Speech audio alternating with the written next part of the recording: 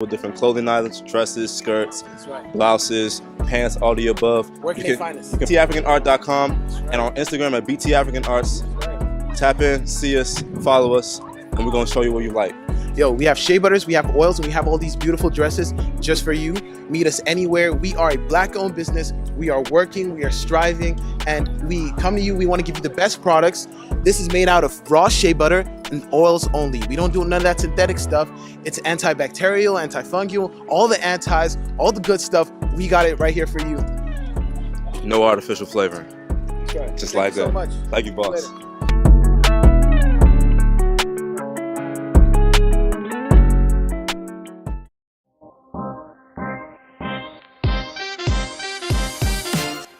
I am grateful for the gifts that I receive from others.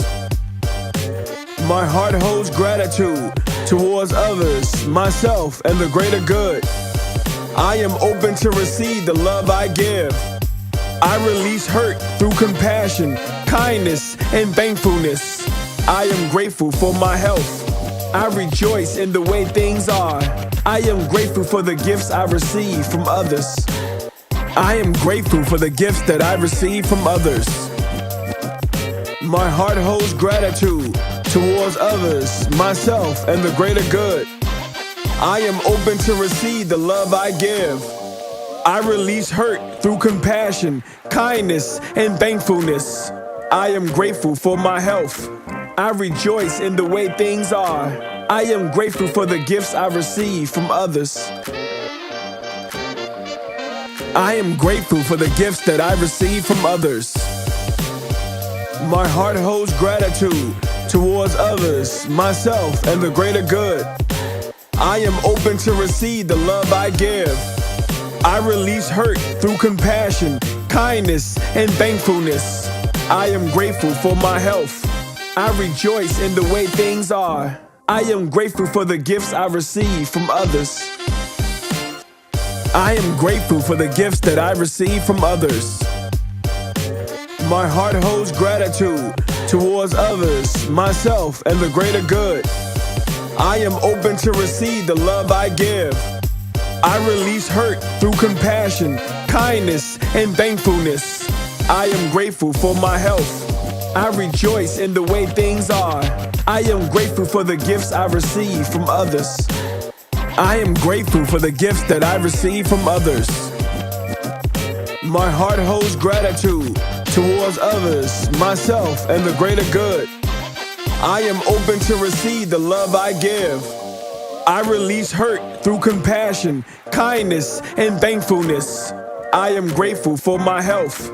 I rejoice in the way things are. I am grateful for the gifts I receive from others. I am grateful for the gifts that I receive from others. My heart holds gratitude towards others, myself, and the greater good. I am open to receive the love I give. I release hurt through compassion, kindness, and thankfulness. I am grateful for my health. I rejoice in the way things are. I am grateful for the gifts I receive from others. I am grateful for the gifts that I receive from others. My heart holds gratitude towards others, myself, and the greater good. I am open to receive the love I give. I release hurt through compassion, kindness, and thankfulness. I am grateful for my health. I rejoice in the way things are. I am grateful for the gifts I receive from others. I am grateful for the gifts that I receive from others. My heart holds gratitude towards others, myself, and the greater good. I am open to receive the love I give. I release hurt through compassion, kindness, and thankfulness. I am grateful for my health. I rejoice in the way things are. I am grateful for the gifts I receive from others. I am grateful for the gifts that I receive from others. My heart holds gratitude towards others, myself, and the greater good. I am open to receive the love I give. I release hurt through compassion, kindness, and thankfulness. I am grateful for my health. I rejoice in the way things are. I am grateful for the gifts I receive from others. I am grateful for the gifts that I receive from others. My heart holds gratitude towards others, myself, and the greater good. I am open to receive the love I give. I release hurt through compassion, kindness, and thankfulness. I am grateful for my health. I rejoice in the way things are. I am grateful for the gifts I receive from others. I am grateful for the gifts that I receive from others. My heart holds gratitude towards others, myself, and the greater good. I am open to receive the love I give. I release hurt through compassion, kindness, and thankfulness. I am grateful for my health. I rejoice in the way things are. I am grateful for the gifts I receive from others. I am grateful for the gifts that I receive from others. My heart holds gratitude towards others, myself, and the greater good. I am open to receive the love I give. I release hurt through compassion, kindness, and thankfulness. I am grateful for my health. I rejoice in the way things are. I am grateful for the gifts I receive from others. I am grateful for the gifts that I receive from others. My heart holds gratitude towards others, myself, and the greater good. I am open to receive the love I give. I release hurt through compassion, kindness, and thankfulness. I am grateful for my health. I rejoice in the way things are. I am grateful for the gifts I receive from others. I am grateful for the gifts that I receive from others. My heart holds gratitude towards others, myself, and the greater good. I am open to receive the love I give. I release hurt through compassion, kindness, and thankfulness. I am grateful for my health. I rejoice in the way things are. I am grateful for the gifts I receive from others. I am grateful for the gifts that I receive from others. My heart holds gratitude towards others, myself, and the greater good. I am open to receive the love I give. I release hurt through compassion, kindness, and thankfulness. I am grateful for my health. I rejoice in the way things are. I am grateful for the gifts I receive from others. I am grateful for the gifts that I receive from others. My heart holds gratitude towards others, myself, and the greater good. I am open to receive the love I give. I release hurt through compassion, kindness, and thankfulness. I am grateful for my health. I rejoice in the way things are. I am grateful for the gifts I receive from others. I am grateful for the gifts that I receive from others. My heart holds gratitude towards others, myself, and the greater good. I am open to receive the love I give. I release hurt through compassion, kindness, and thankfulness. I am grateful for my health. I rejoice in the way things are. I am grateful for the gifts I receive from others. I am grateful for the gifts that I receive from others. My heart holds gratitude towards others, myself, and the greater good. I am open to receive the love I give. I release hurt through compassion, kindness, and thankfulness. I am grateful for my health. I rejoice in the way things are. I am grateful for the gifts I receive from others. I am grateful for the gifts that I receive from others. My heart holds gratitude towards others, myself, and the greater good. I am open to receive the love I give. I release hurt through compassion, kindness, and thankfulness. I am grateful for my health. I rejoice in the way things are. I am grateful for the gifts I receive from others. I am grateful for the gifts that I receive from others. My heart holds gratitude towards others, myself, and the greater good. I am open to receive the love I give. I release hurt through compassion, kindness, and thankfulness. I am grateful for my health. I rejoice in the way things are. I am grateful for the gifts I receive from others. I am grateful for the gifts that I receive from others. My heart holds gratitude towards others, myself, and the greater good. I am open to receive the love I give. I release hurt through compassion, kindness, and thankfulness. I am grateful for my health. I rejoice in the way things are. I am grateful for the gifts I receive from others. I am grateful for the gifts that I receive from others. My heart holds gratitude towards others, myself, and the greater good. I am open to receive the love I give. I release hurt through compassion, kindness, and thankfulness. I am grateful for my health. I rejoice in the way things are. I am grateful for the gifts I receive from others. I am grateful for the gifts that I receive from others. My heart holds gratitude towards others, myself, and the greater good. I am open to receive the love I give. I release hurt through compassion, kindness, and thankfulness. I am grateful for my health. I rejoice in the way things are. I am grateful for the gifts I receive from others. I am grateful for the gifts that I receive from others. My heart holds gratitude towards others, myself, and the greater good. I am open to receive the love I give. I release hurt through compassion, kindness, and thankfulness. I am grateful for my health. I rejoice in the way things are. I am grateful for the gifts I receive from others. I am grateful for the gifts that I receive from others. My heart holds gratitude towards others, myself, and the greater good. I am open to receive the love I give. I release hurt through compassion, kindness, and thankfulness. I am grateful for my health. I rejoice in the way things are. I am grateful for the gifts I receive from others. I am grateful for the gifts that I receive from others. My heart holds gratitude towards others, myself, and the greater good.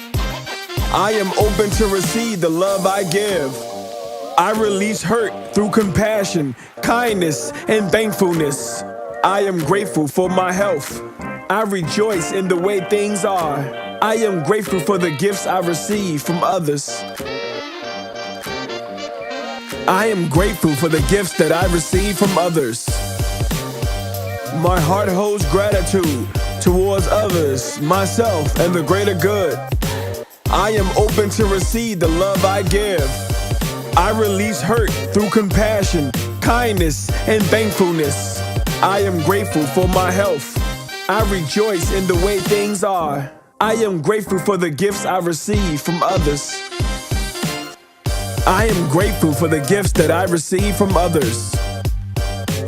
My heart holds gratitude towards others, myself, and the greater good. I am open to receive the love I give. I release hurt through compassion, kindness, and thankfulness. I am grateful for my health. I rejoice in the way things are. I am grateful for the gifts I receive from others. I am grateful for the gifts that I receive from others. My heart holds gratitude towards others, myself, and the greater good. I am open to receive the love I give. I release hurt through compassion, kindness, and thankfulness. I am grateful for my health. I rejoice in the way things are. I am grateful for the gifts I receive from others. I am grateful for the gifts that I receive from others. My heart holds gratitude towards others, myself, and the greater good. I am open to receive the love I give. I release hurt through compassion, kindness, and thankfulness. I am grateful for my health. I rejoice in the way things are. I am grateful for the gifts I receive from others. I am grateful for the gifts that I receive from others. My heart holds gratitude towards others, myself, and the greater good. I am open to receive the love I give. I release hurt through compassion, kindness, and thankfulness. I am grateful for my health. I rejoice in the way things are. I am grateful for the gifts I receive from others. I am grateful for the gifts that I receive from others. My heart holds gratitude towards others, myself, and the greater good. I am open to receive the love I give. I release hurt through compassion, kindness, and thankfulness. I am grateful for my health. I rejoice in the way things are. I am grateful for the gifts I receive from others. I am grateful for the gifts that I receive from others. My heart holds gratitude towards others, myself, and the greater good. I am open to receive the love I give. I release hurt through compassion, kindness, and thankfulness. I am grateful for my health. I rejoice in the way things are. I am grateful for the gifts I receive from others. I am grateful for the gifts that I receive from others. My heart holds gratitude towards others, myself, and the greater good. I am open to receive the love I give. I release hurt through compassion, kindness, and thankfulness. I am grateful for my health. I rejoice in the way things are. I am grateful for the gifts I receive from others. I am grateful for the gifts that I receive from others. My heart holds gratitude towards others, myself, and the greater good. I am open to receive the love I give. I release hurt through compassion, kindness, and thankfulness. I am grateful for my health. I rejoice in the way things are. I am grateful for the gifts I receive from others. I am grateful for the gifts that I receive from others. My heart holds gratitude towards others, myself, and the greater good. I am open to receive the love I give. I release hurt through compassion, kindness, and thankfulness. I am grateful for my health. I rejoice in the way things are. I am grateful for the gifts I receive from others. I am grateful for the gifts that I receive from others. My heart holds gratitude towards others, myself, and the greater good. I am open to receive the love I give. I release hurt through compassion, kindness, and thankfulness. I am grateful for my health. I rejoice in the way things are. I am grateful for the gifts I receive from others. I am grateful for the gifts that I receive from others. My heart holds gratitude towards others, myself, and the greater good. I am open to receive the love I give.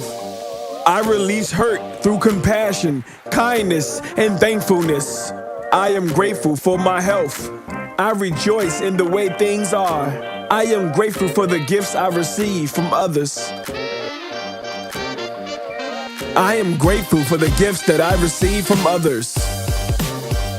My heart holds gratitude towards others, myself, and the greater good. I am open to receive the love I give. I release hurt through compassion, kindness, and thankfulness. I am grateful for my health. I rejoice in the way things are. I am grateful for the gifts I receive from others. I am grateful for the gifts that I receive from others. My heart holds gratitude towards others, myself, and the greater good. I am open to receive the love I give. I release hurt through compassion, kindness, and thankfulness. I am grateful for my health. I rejoice in the way things are. I am grateful for the gifts I receive from others. I am grateful for the gifts that I receive from others. My heart holds gratitude towards others, myself, and the greater good. I am open to receive the love I give. I release hurt through compassion, kindness, and thankfulness. I am grateful for my health. I rejoice in the way things are. I am grateful for the gifts I receive from others. I am grateful for the gifts that I receive from others. My heart holds gratitude towards others, myself, and the greater good. I am open to receive the love I give. I release hurt through compassion, kindness, and thankfulness. I am grateful for my health. I rejoice in the way things are. I am grateful for the gifts I receive from others. I am grateful for the gifts that I receive from others. My heart holds gratitude towards others, myself, and the greater good. I am open to receive the love I give. I release hurt through compassion, kindness, and thankfulness. I am grateful for my health. I rejoice in the way things are. I am grateful for the gifts I receive from others. I am grateful for the gifts that I receive from others. My heart holds gratitude towards others, myself, and the greater good. I am open to receive the love I give. I release hurt through compassion, kindness, and thankfulness. I am grateful for my health. I rejoice in the way things are. I am grateful for the gifts I receive from others. I am grateful for the gifts that I receive from others. My heart holds gratitude towards others, myself, and the greater good. I am open to receive the love I give. I release hurt through compassion, kindness, and thankfulness. I am grateful for my health. I rejoice in the way things are. I am grateful for the gifts I receive from others. I am grateful for the gifts that I receive from others. My heart holds gratitude towards others, myself, and the greater good. I am open to receive the love I give. I release hurt through compassion, kindness, and thankfulness. I am grateful for my health. I rejoice in the way things are. I am grateful for the gifts I receive from others. I am grateful for the gifts that I receive from others. My heart holds gratitude towards others, myself, and the greater good. I am open to receive the love I give. I release hurt through compassion, kindness, and thankfulness. I am grateful for my health. I rejoice in the way things are. I am grateful for the gifts I receive from others. I am grateful for the gifts that I receive from others. My heart holds gratitude towards others, myself, and the greater good. I am open to receive the love I give. I release hurt through compassion, kindness, and thankfulness. I am grateful for my health.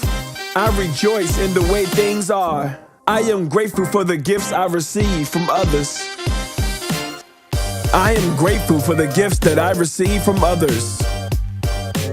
My heart holds gratitude towards others, myself, and the greater good.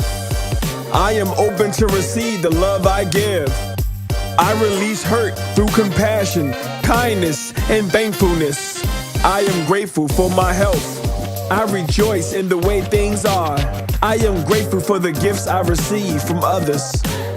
I am grateful for the gifts that I receive from others. My heart holds gratitude towards others, myself, and the greater good. I am open to receive the love I give.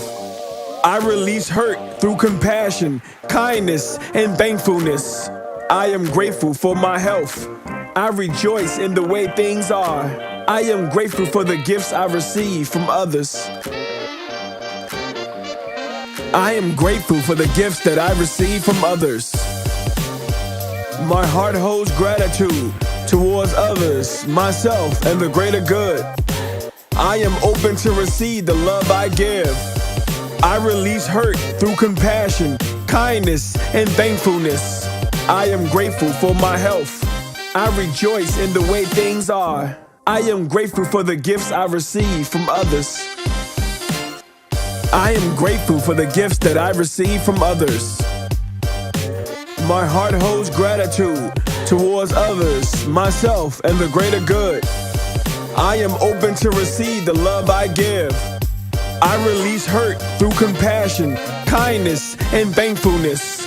I am grateful for my health. I rejoice in the way things are. I am grateful for the gifts I receive from others. I am grateful for the gifts that I receive from others.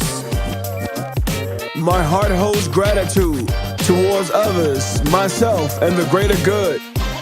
I am open to receive the love I give.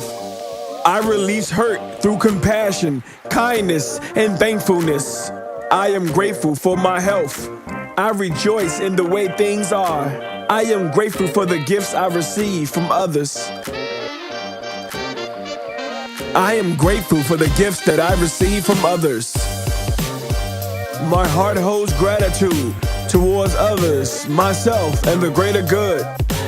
I am open to receive the love I give. I release hurt through compassion, kindness, and thankfulness. I am grateful for my health.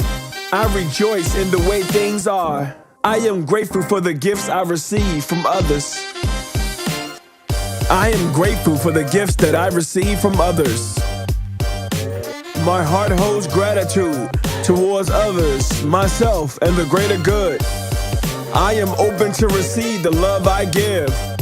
I release hurt through compassion, kindness, and thankfulness.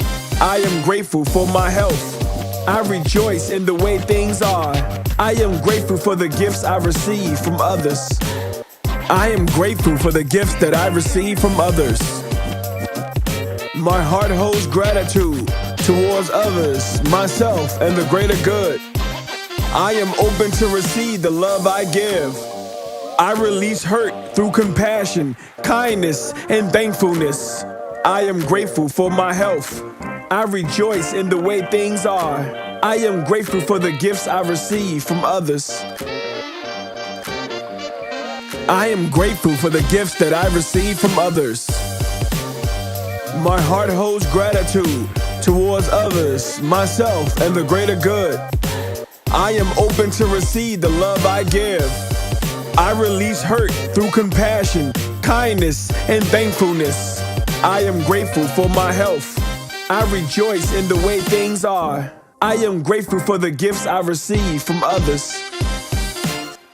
I am grateful for the gifts that I receive from others.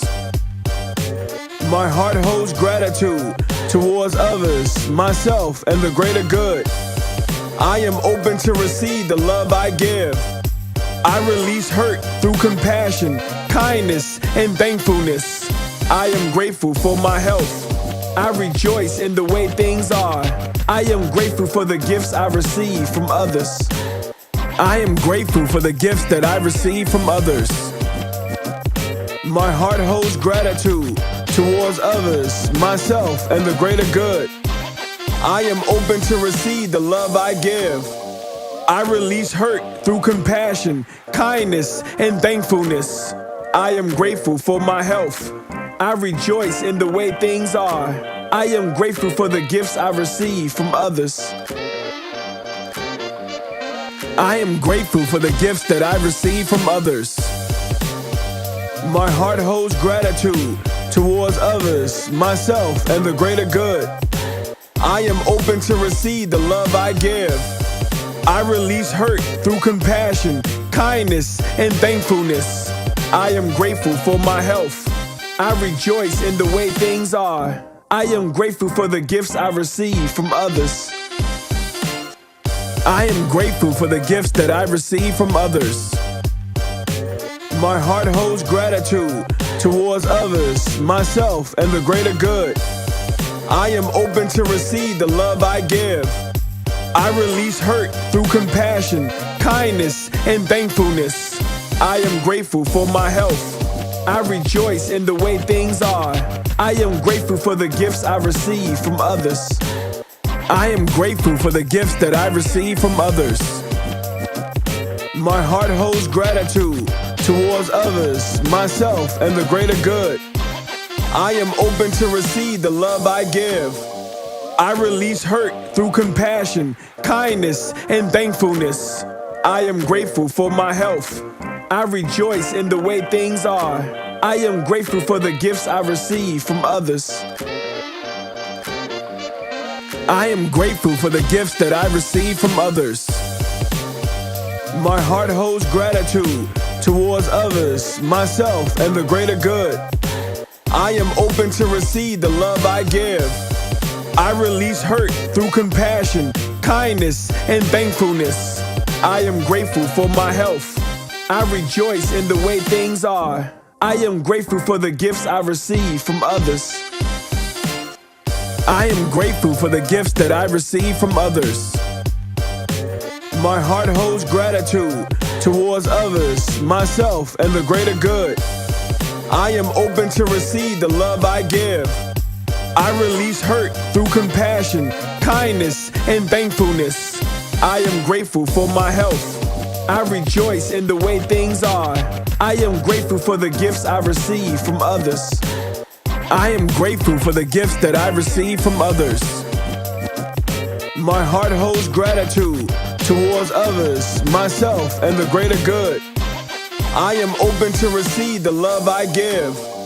I release hurt through compassion, kindness, and thankfulness. I am grateful for my health. I rejoice in the way things are. I am grateful for the gifts I receive from others. I am grateful for the gifts that I receive from others. My heart holds gratitude towards others, myself, and the greater good. I am open to receive the love I give. I release hurt through compassion, kindness, and thankfulness. I am grateful for my health. I rejoice in the way things are. I am grateful for the gifts I receive from others. I am grateful for the gifts that I receive from others. My heart holds gratitude towards others, myself, and the greater good. I am open to receive the love I give. I release hurt through compassion, kindness, and thankfulness. I am grateful for my health. I rejoice in the way things are. I am grateful for the gifts I receive from others. I am grateful for the gifts that I receive from others.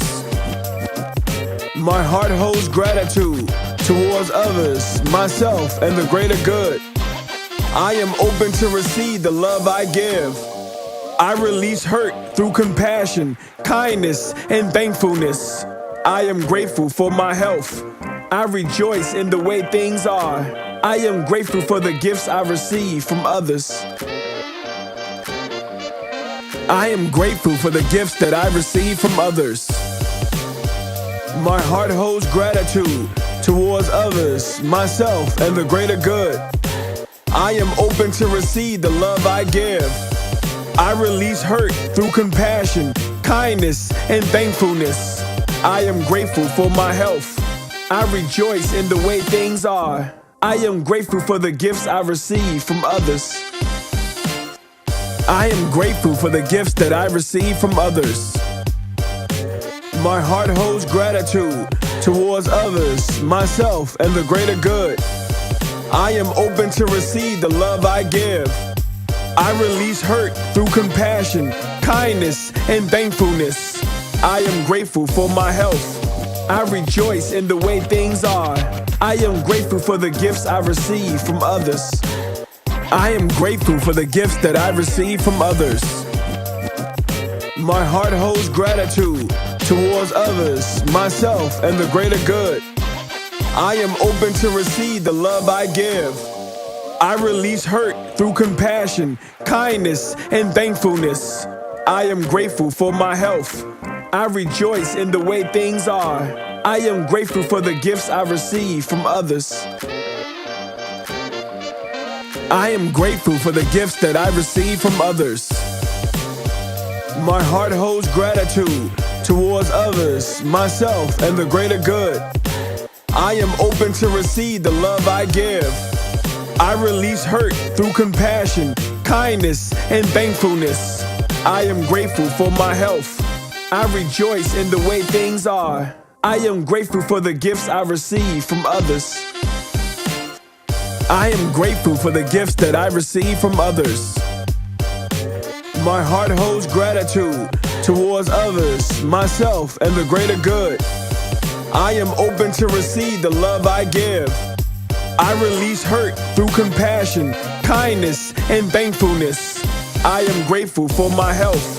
I rejoice in the way things are. I am grateful for the gifts I receive from others. I am grateful for the gifts that I receive from others.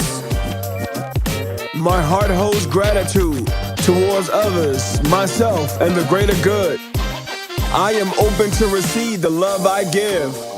I release hurt through compassion, kindness, and thankfulness. I am grateful for my health. I rejoice in the way things are. I am grateful for the gifts I receive from others. I am grateful for the gifts that I receive from others. My heart holds gratitude towards others, myself, and the greater good. I am open to receive the love I give. I release hurt through compassion, kindness, and thankfulness. I am grateful for my health. I rejoice in the way things are. I am grateful for the gifts I receive from others. I am grateful for the gifts that I receive from others. My heart holds gratitude towards others, myself, and the greater good. I am open to receive the love I give. I release hurt through compassion, kindness, and thankfulness. I am grateful for my health. I rejoice in the way things are. I am grateful for the gifts I receive from others. I am grateful for the gifts that I receive from others. My heart holds gratitude towards others, myself, and the greater good. I am open to receive the love I give. I release hurt through compassion, kindness, and thankfulness. I am grateful for my health. I rejoice in the way things are. I am grateful for the gifts I receive from others. I am grateful for the gifts that I receive from others. My heart holds gratitude towards others, myself, and the greater good. I am open to receive the love I give. I release hurt through compassion, kindness, and thankfulness. I am grateful for my health. I rejoice in the way things are. I am grateful for the gifts I receive from others. I am grateful for the gifts that I receive from others. My heart holds gratitude towards others, myself, and the greater good. I am open to receive the love I give. I release hurt through compassion, kindness, and thankfulness. I am grateful for my health. I rejoice in the way things are. I am grateful for the gifts I receive from others. I am grateful for the gifts that I receive from others. My heart holds gratitude towards others, myself, and the greater good. I am open to receive the love I give. I release hurt through compassion, kindness, and thankfulness. I am grateful for my health.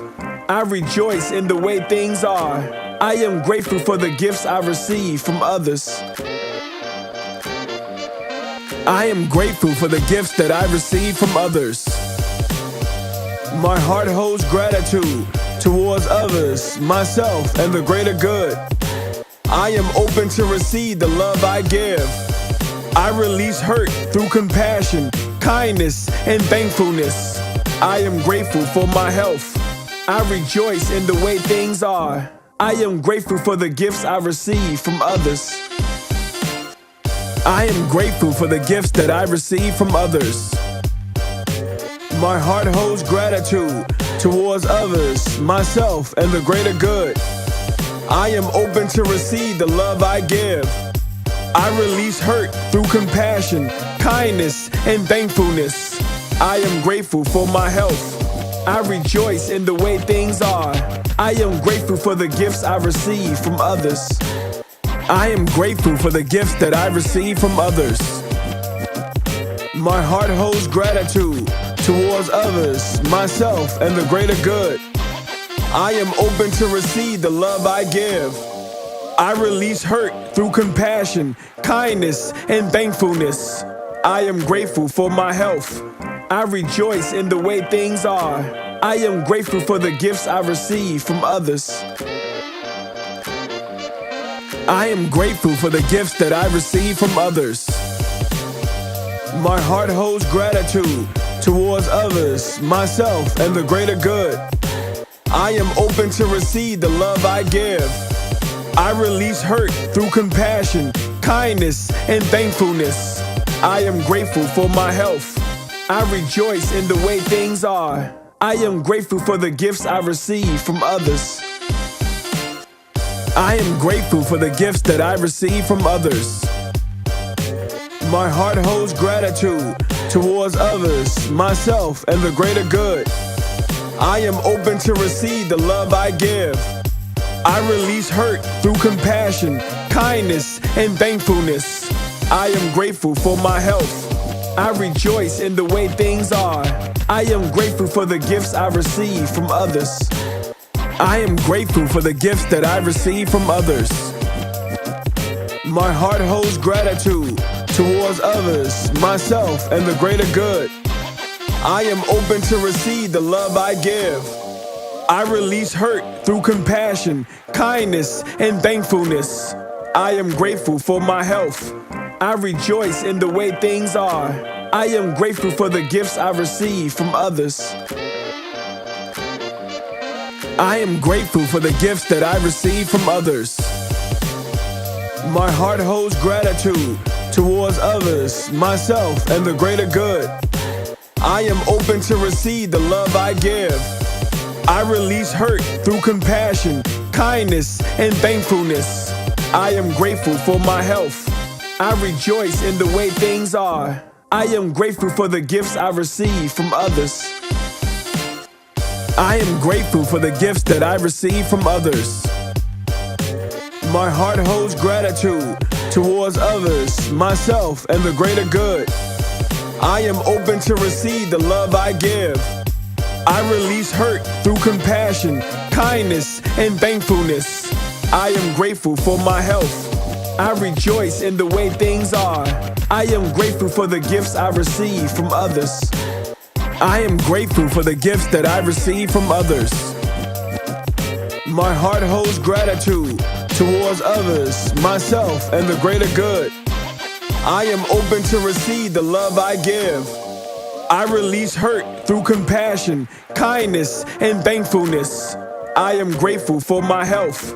I rejoice in the way things are. I am grateful for the gifts I receive from others. I am grateful for the gifts that I receive from others. My heart holds gratitude towards others, myself, and the greater good. I am open to receive the love I give. I release hurt through compassion, kindness, and thankfulness. I am grateful for my health. I rejoice in the way things are. I am grateful for the gifts I receive from others. I am grateful for the gifts that I receive from others. My heart holds gratitude towards others, myself, and the greater good. I am open to receive the love I give. I release hurt through compassion, kindness, and thankfulness. I am grateful for my health. I rejoice in the way things are. I am grateful for the gifts I receive from others. I am grateful for the gifts that I receive from others. My heart holds gratitude towards others, myself, and the greater good. I am open to receive the love I give. I release hurt through compassion, kindness, and thankfulness. I am grateful for my health. I rejoice in the way things are. I am grateful for the gifts I receive from others. I am grateful for the gifts that I receive from others. My heart holds gratitude towards others, myself, and the greater good. I am open to receive the love I give. I release hurt through compassion, kindness, and thankfulness. I am grateful for my health. I rejoice in the way things are. I am grateful for the gifts I receive from others. I am grateful for the gifts that I receive from others. My heart holds gratitude towards others, myself, and the greater good. I am open to receive the love I give. I release hurt through compassion, kindness, and thankfulness. I am grateful for my health. I rejoice in the way things are. I am grateful for the gifts I receive from others. I am grateful for the gifts that I receive from others.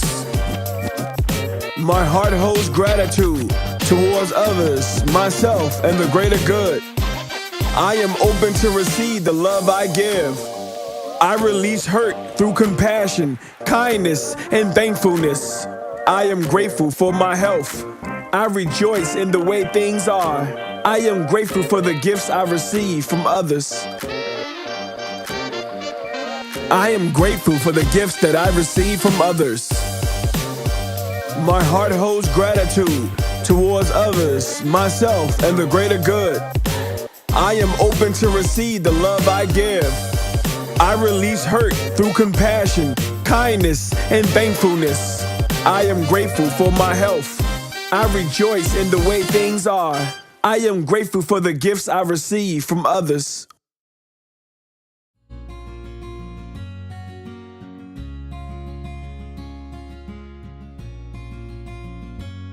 Sadness, loneliness, and occasional depression are experienced by everyone at some point in their lives. Feeling sad or depressed can occur as a result of a breakup, work stress, financial problems, general struggles of life, and can be a normal reaction to grief and loss. These feelings come and go, and typically there's a source or reason for the depression that we can identify. Conversely, when a low mood and certain accompanying symptoms become the norm and last for more than 2 weeks, it may be indicative of clinical depression. A diagnosis of depression requires that there be several persistent symptoms, along with a low mood that are present for at least 2 weeks. Not everyone will experience every symptom. Some may have a few, while others will have many. The symptoms can be severe or mild and can vary based on the stage of depression. According to the National Institute of Mental Health, symptoms of depression include feeling sad, empty, or anxious, ongoing aches and pains, digestive problems, and headaches that don't ease with treatment and have no known cause, appetite loss or eating too much, including a 5% body weight loss or gain over a month's time, suicide attempts or thoughts of suicide, anger, irritability, short-temperedness, and everything and everyone getting on your nerves, loss of interest in activities you once enjoyed, even sex, restlessness and irritability, insomnia or excessive sleeping, feelings of pessimism and hopelessness, feelings of helplessness, worthlessness, or guilt, fatigue and significant loss of energy, restlessness and restless behavior, such as the inability to sit still, problems concentrating, making decisions, or remembering details. If you suspect that you have depression, it's time to seek medical help.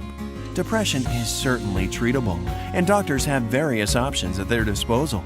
If left untreated, depression may get worse and can last for several months or years to cause major suffering, a reduced quality of life, and may even lead to suicide. More than 10% of people with depression commit suicide. There are various mental health screenings to diagnose depression and the type of depression you may have. Typically, depression is treated with psychotherapy or antidepressant medications, and often both avenues may need to be utilized for successful treatment outcomes. If you suspect you have depression, don't wait. See your doctor today.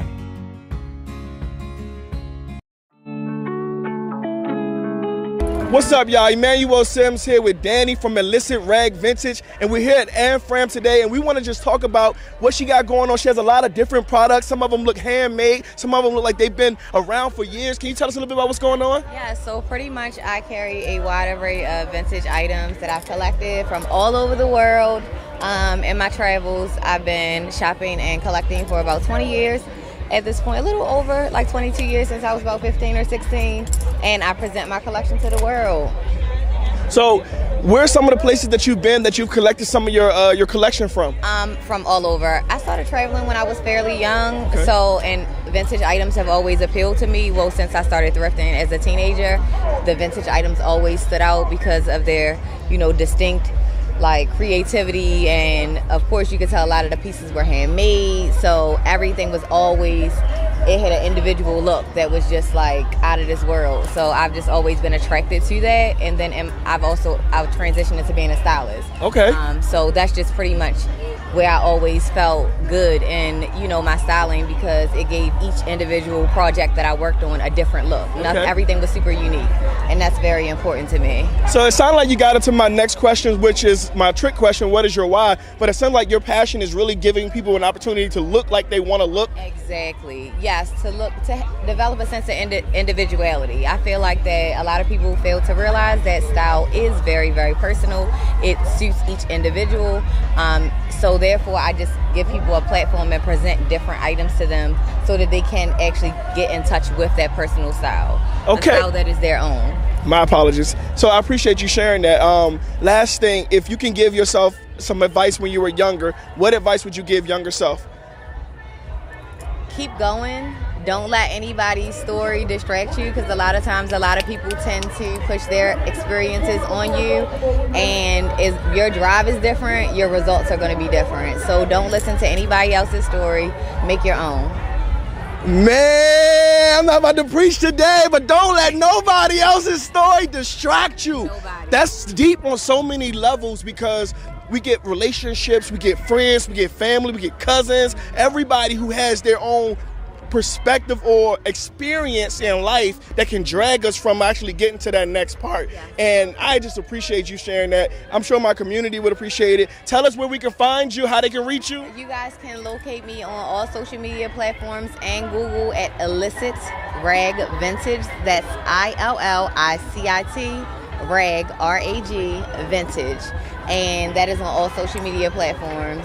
And you also can Google me, like I said, as well. So hopefully I'll be touching bases with you guys, or you'll, tune into my channels and stuff, and we can connect in some way. But to everybody, keep pushing, and you can be living the life of your dreams, to be honest. That's right, y'all. Y'all heard it here from Danny, and I'm so blessed because that message was for me too. And I'm just like, when I follow the universe and I'm obedient, I get rewarded. So, Danny, thank you so much. Peace and blessings, and much success. Make sure y'all check out Illicit Rag Vintage here at Anne Fram, and y'all have a successful day.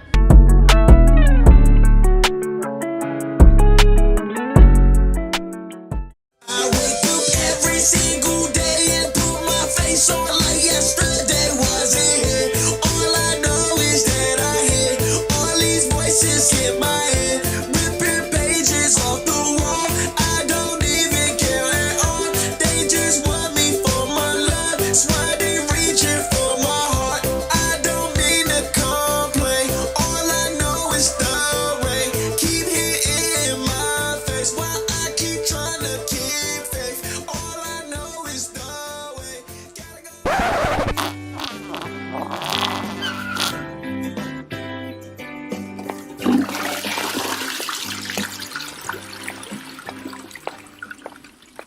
Huh? Who are you? I'm Doubt, and I'm here to keep you grounded. Do you really think that you can handle all the success and expectations, Manny? I think so, but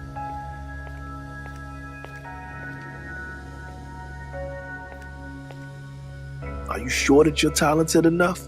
What if people discover you're just a fraud? maybe Doubt has a point. What if I'm not as good as I think I am?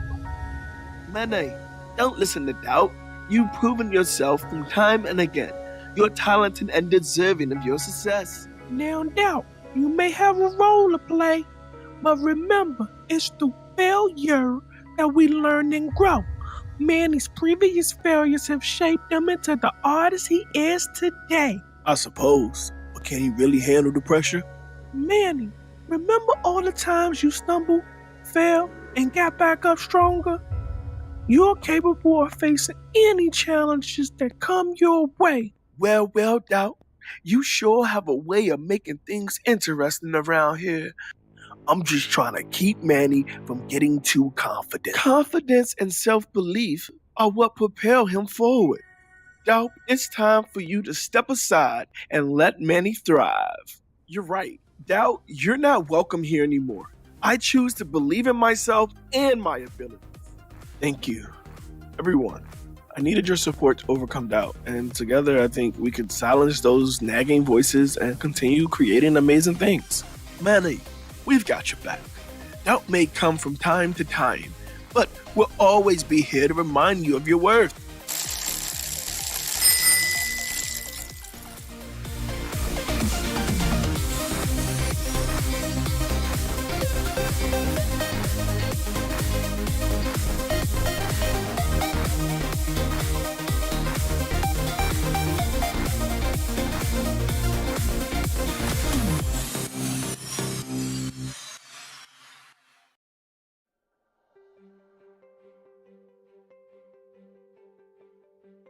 For those of you who don't know who I am, my name is Emmanuel Overtyme Sims, also known as Drip Van Gogh, the drip headmaster himself. So just so you can know why and how I got into this business. You see, I started off my career as a traveling rapper, going city to city, country to country, touring and spreading my music to the world.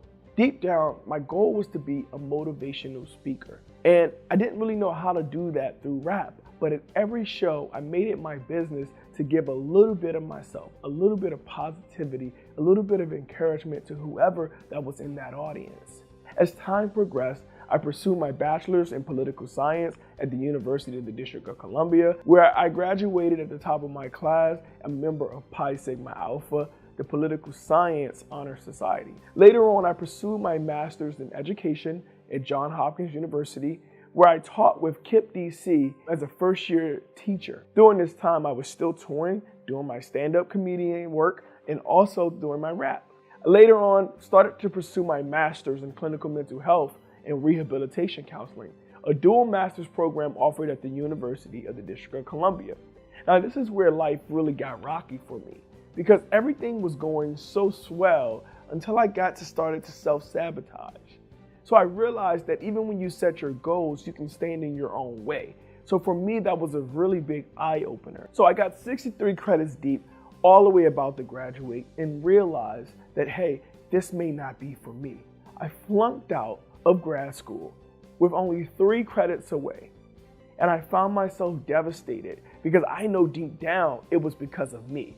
I know that I had fears, I've had doubts, and I have reached the highest level of education, and I was starting to question, was I the person for the job? Coming home for that last time from grad school, after being told that I needed to take a break for a year while I resurface or get myself together, I decided to open up my broadcast studio. Now, OTTV is something that I've been wanting to start for many years. I've gradually been making videos towards that platform, but never taking the time to give it my all.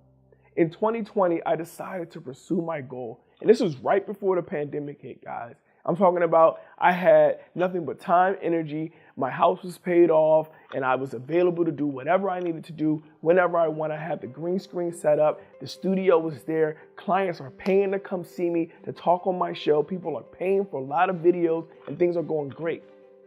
Then the pandemic happened. From that point on, I knew that I had to really stick to my goal no matter what. And due to me sticking to that goal of still, hey, even though that everything shut down, I can't bring people into the show, I started having virtual shows. I started bouncing back and working with celebrities like the great CeCe Peniston, and we collaborated and made the Petties cartoon. You see, just by sticking to your goals and knowing why you wanted to do it, it will help you get to the next level. You see, for me, my goals was always set on assisting my community heal by teaching them how to critically think. Now, the reason why that's so important to me is because I grew up in the inner city where No Child Left Behind was in place. What did that mean? That every kid would pass even if they didn't have the educational skills needed to go to the next level. So when I got to college, I could barely read, I could barely write at a collegiate level, and I had to take a lot of the remedial basic classes just to get my foot in the door and to get started.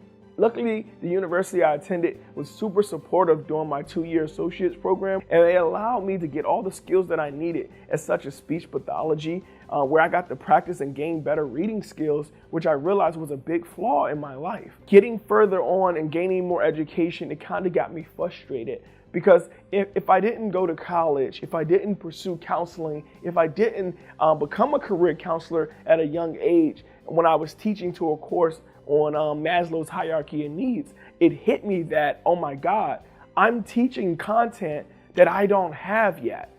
I'm trying to pass on this knowledge that wasn't passed on to me. So now granted, I've manifested that this is the life that I wanted to live. This is what I wanted to do. I said, I want to be helping people. You know, I want to be who I needed growing up. And I became that person. But in the process of becoming that person, it started to get frustrating. Because I'm a teacher and I'm teaching kids how to read, but I need to be teaching my kids how to read. I'm a teacher and I'm teaching kids how to handle their finances, but I need to handle my finances. I'm a teacher and I'm teaching kids how to dress appropriately, but I'm not following dress code. It was a big reflection on the things that I needed in life, and I was providing it to someone else, which I think is a great tool to have, because when you can teach something, I feel like you can learn it.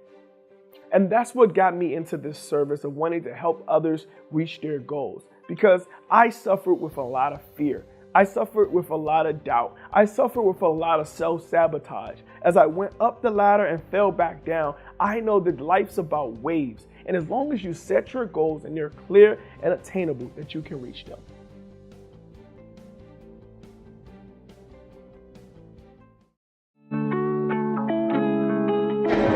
I go by the name Nagaso. You can find me on Instagram at NIGASOUL. Nagaso.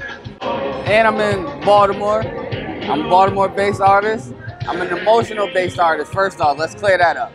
I'm an emotional-based artist. I'm one of a kind. You're not gonna find too many people like me. And my theme is hearts. I put hearts in all of my pieces, and I use a half a heart as my theme symbol because we all broken in some way. So come follow me at NIGASOUL at Nagaso.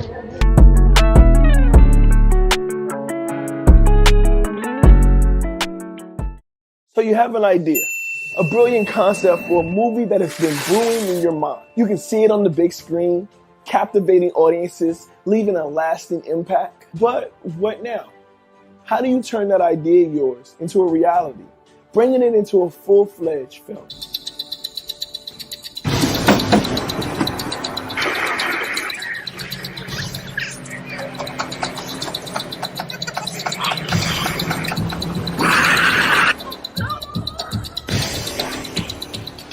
Crazy looking shit on the screen. Yeah, you on that. I got so many women problems. My X chromosomes, they ain't never show up.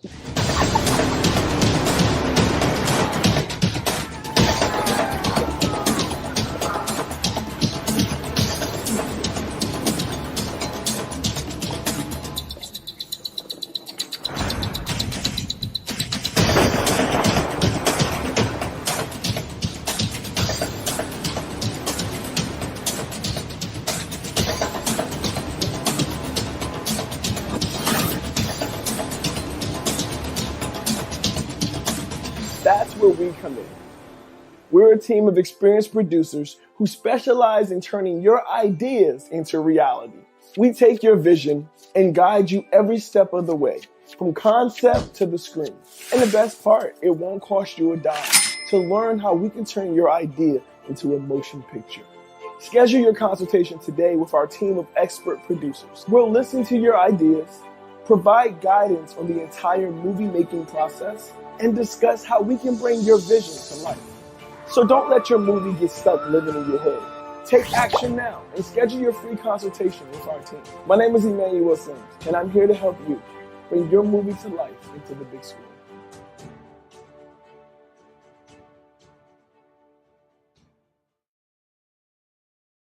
Hello and welcome, everyone.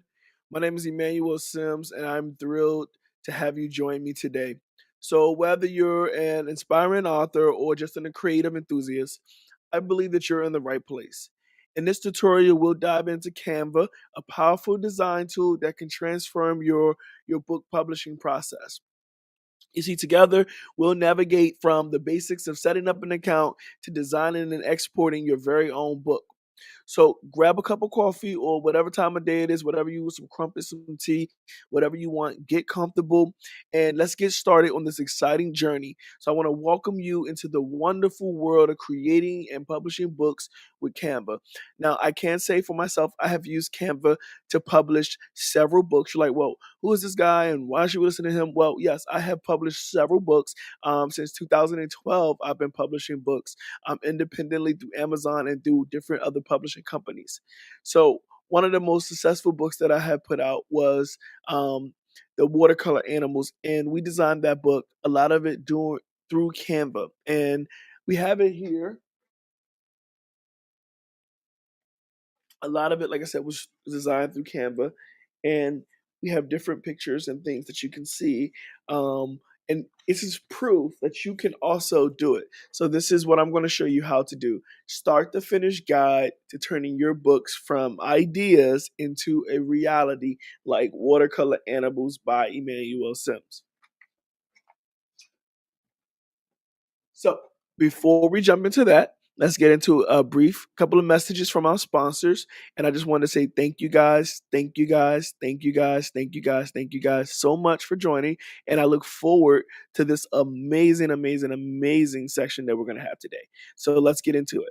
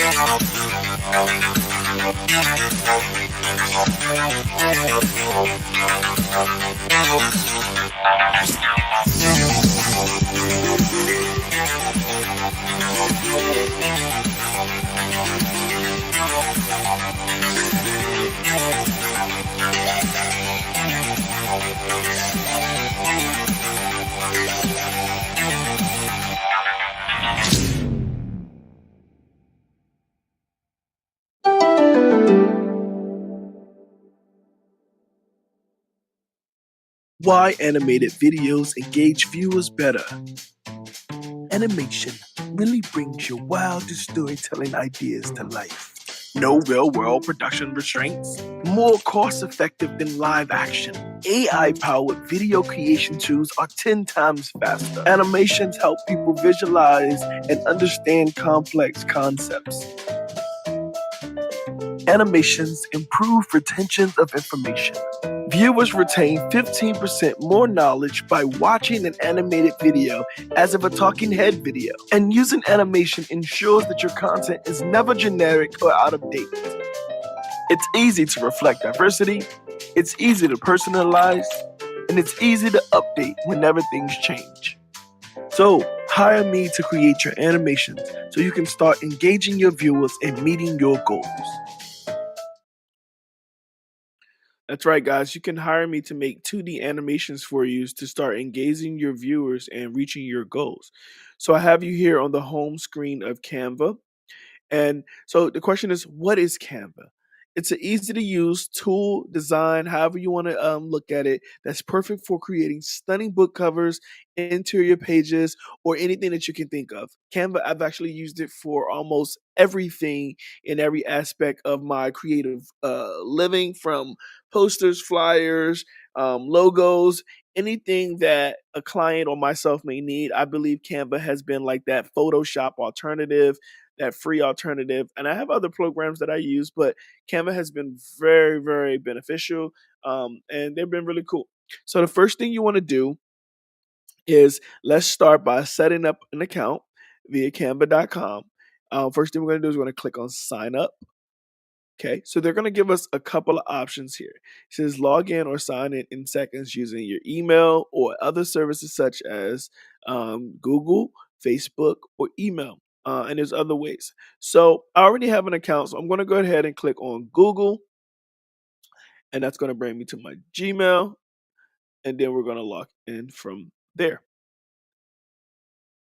Okay. And as you guys can see, I already have a couple of designs that I've already made. I've been dibbling dabbling with Canva. Like I said, for years, this is actually just honestly one of my accounts that I have. I use it a lot for, marketing, for pitch decks, creating production designs, products, things like that. So today I want to take the opportunity to create um, I want to create that book cover first, right? So, before we get into it, let's go ahead and just get familiar with Canva's interface. It's super user friendly and intuitive. As you look over here on the left hand side, there's projects, templates, and brand hub. In the template section, you can get different templates for anything you can imagine. You see, they can browse from subject, from math through different types of designs and social studies. There's all types of custom decor kits that you can use to brand yourself and use for branding your classrooms or different things that you choose to do. Okay, as you can see, there are templates for National Donut Day, which was long ago. And I just find it very resourceful. They got a little bit of everything for everybody. Um, and I used to do this video tutorial class called Blank Canvases on Canva. Now, what I would do there, I would create blank. I would take a blank canvas like I'm about to do here. So, and I like to do my books in squares, as you saw. And I'm going to just create 3,500 by 3,500. And you're like, oh, what is he getting at? Because I know I'll be rambling. I go a little far, I talk a little fast. But what I'm saying is I'm going to go into Canva Create. I'm going to create a square. And in this square, we're going to start working on the cover. Now, there's many ways that you can write your books. You can come up with your covers. I'm going to just start with backgrounds, and I know we didn't get too deep into the layout, but there is different colors on the left hand side. You see, you have design elements, brand hub, and so forth. I'm going to go down to backgrounds, and I'm just going to play around with a couple of backgrounds, and we're going to try to create this book from scratch. I really like the glitter. I like that right there. That's marble, like a little marble look. This has like a origami feel. I'm getting kinda inspired. Let's keep clicking around. Well, this is cool. See, now I'm getting like I got some stories I can kind of tell with this. Let's keep going. Um, so these remind me of the watercolor animals. You see how that inspiration just bounced back? And this is cool. This is like some type of crumbled paper. So I'm gonna do is I'm gonna go ahead and just duplicate that, and I'm gonna let this be my cover and this be my back. All right.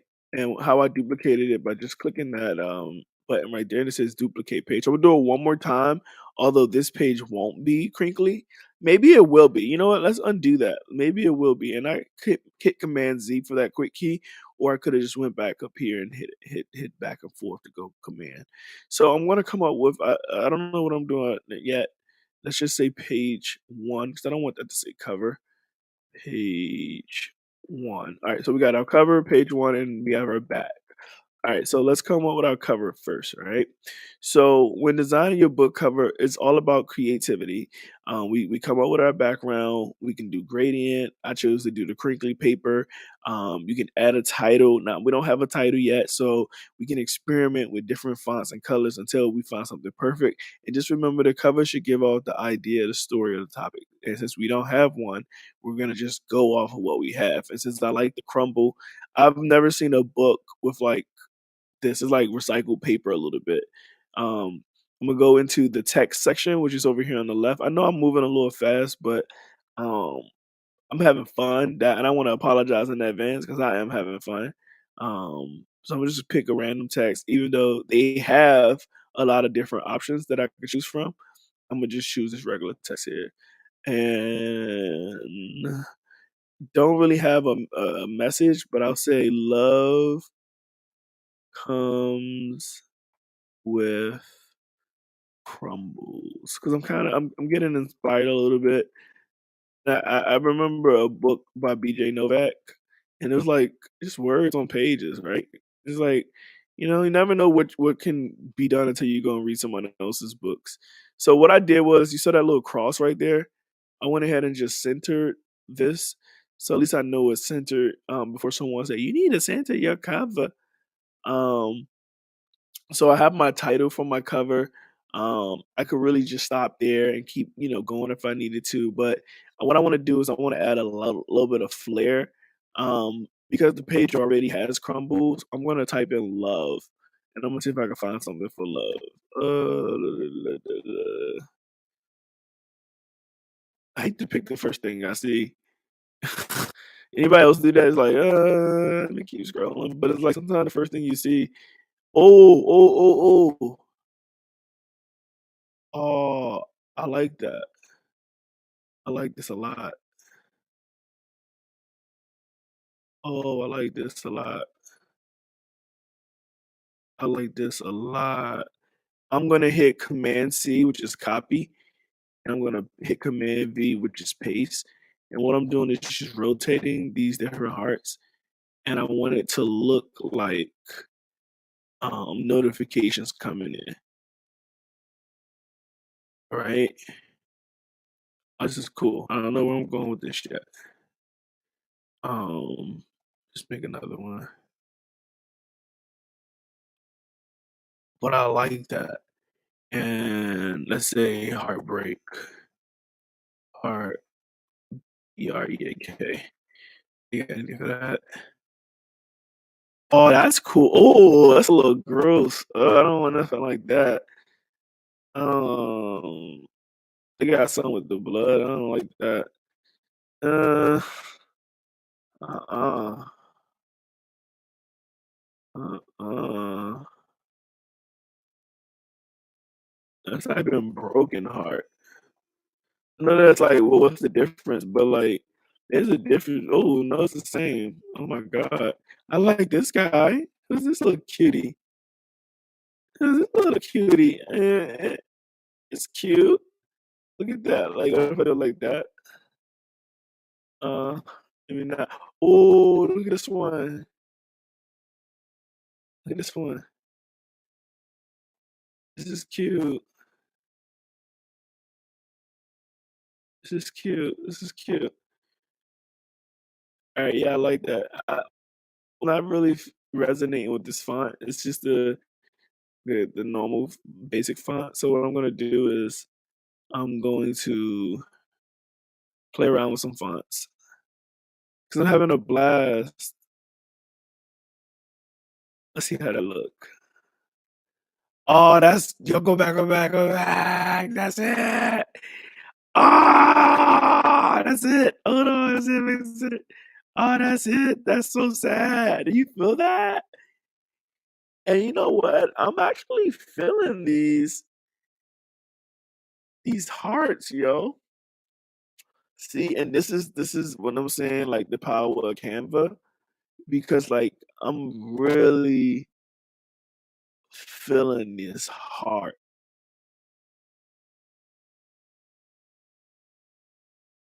But you know what I'm also thinking? What if I put sometime love comes crumbled?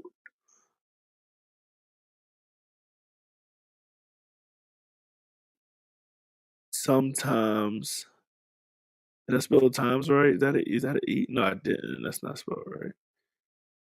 All right. Sometimes love comes. Ooh, ooh, ooh, ooh. I gotta remind me to come back to these. But I want to do that little. Oh, what would you call it? Oh, thought, or like that little bad idea. Let's say, let's see what happens when we type in bad idea. Like a little brain blurb or whatever. Like a little smoke. Let's see, smoke idea. Smoke idea. Like an explosion. Yeah, yeah, yeah. I kind of like that. I can kind of get jiggy with this. Yeah, yeah, yeah, yeah. It's kind of. It's kind of bringing the sentiment a little bit. You know what I'm saying? You see what I was trying to go for? Like something like that. Let me see if I center it. We can come back to it, but I like it, and I just want to put my name on it because I actually like this a lot. Hold on. Let's go back to the basic fonts. I don't know, nothing special. And I'll even go with like a thinner one. Let's go down to let's go that one. Let's say by Emmanuel. All right, cool. I'm gonna actually put that up here. Whatever, just for I mean, because I don't know what I'm doing. All right, but I know I like these, and I know that I like that. So I'm gonna get into page one. And yeah, I'm gonna get my fonts ready. So now we're gonna move on to the book interior. So before we get into the book interior, I do want to go ahead and take the time to inspire you to consider if you want to make a movie, consider this next ad that we're gonna play here. So you have an idea, a brilliant concept for a movie that has been brewing in your mind. You can see it on the big screen, captivating audiences, leaving a lasting impact. But what now? How do you turn that idea of yours into a reality, bringing it into a full-fledged film?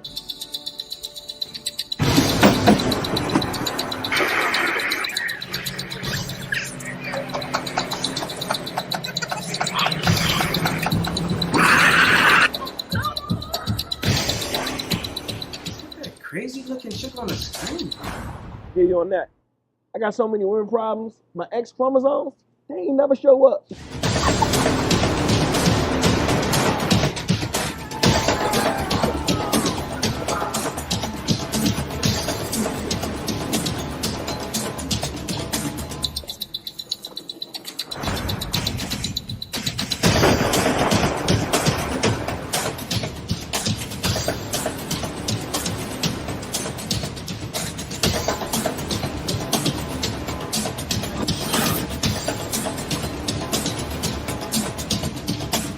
That's where we come in. We're a team of experienced producers who specialize in turning your ideas into reality. We take your vision and guide you every step of the way, from concept to the screen. And the best part, it won't cost you a dime to learn how we can turn your idea into a motion picture. Schedule your consultation today with our team of expert producers. We'll listen to your ideas, provide guidance on the entire movie making process, and discuss how we can bring your vision to life. So don't let your movie get stuck living in your head. Take action now and schedule your free consultation with our team. My name is Emmanuel Sims, and I'm here to help you bring your movie to life into the big screen.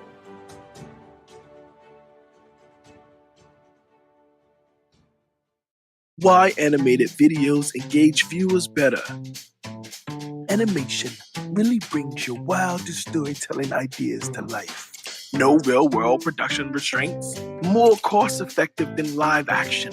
AI-powered video creation tools are 10 times faster. Animations help people visualize and understand complex concepts. Animations improve retention of information. Viewers retain 15% more knowledge by watching an animated video as of a talking head video. And using animation ensures that your content is never generic or out of date. It's easy to reflect diversity, it's easy to personalize, and it's easy to update whenever things change. So, hire me to create your animations so you can start engaging your viewers and meeting your goals. Every time, it's probably the devil himself. Tell me what you did.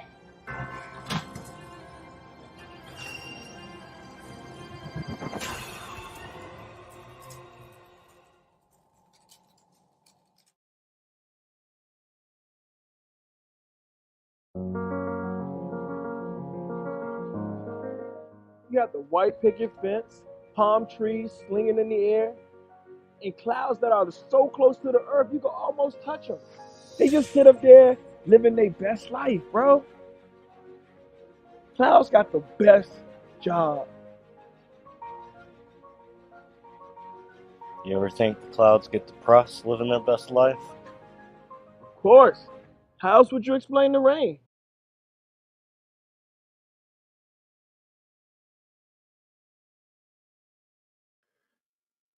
And we are back, coming up with the different ideas and different things that I want to use. And we're getting there. We're getting there. We're realizing that we need to make sure that everything is cohesive and flows. So right now we're just gonna keep it simple, something like this, and we're gonna hit export. And we're gonna hit download, and we're gonna choose that we want to do it as a standard a print PDF, and then we want to pick CMYK for best for printing. We're gonna hit download. Now, when it comes to exporting, once you get the book how you want it, you just export it and you do it just like that, like I'm showing you for the PDF, and it's gonna actually say got it. Click here, double check the download, then boom, it's gonna download.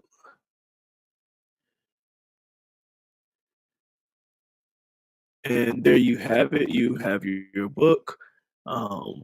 What I'm gonna try to do just for a second, I'm gonna attempt.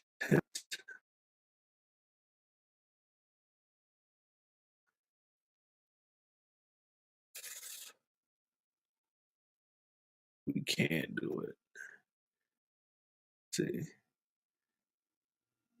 Add slides. Let's see if we can bring it in. And if so, then we could just show you what we worked on really briefly. And that's what did we save those at? Love comes crumbled. Okay, so let's okay. So they're gonna do is they're gonna convert the slides into images. And while it's doing that, let's just get into one more quick commercial break.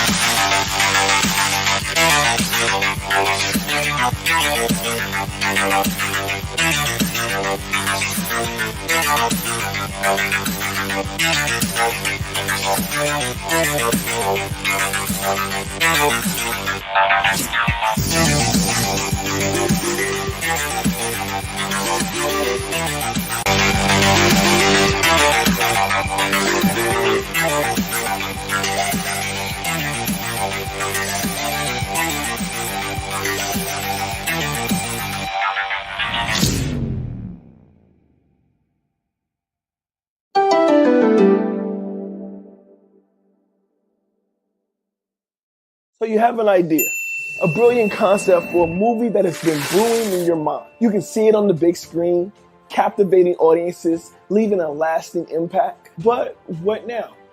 How do you turn that idea of yours into a reality, bringing it into a full-fledged film?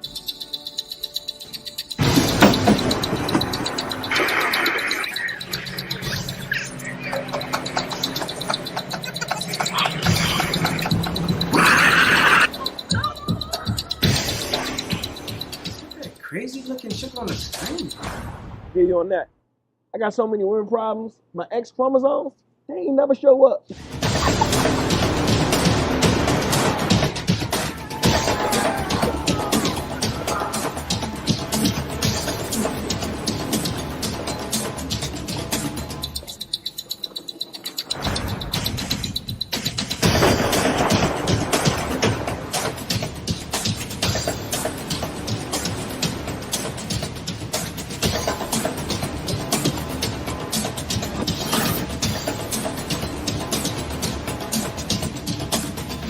where we come in.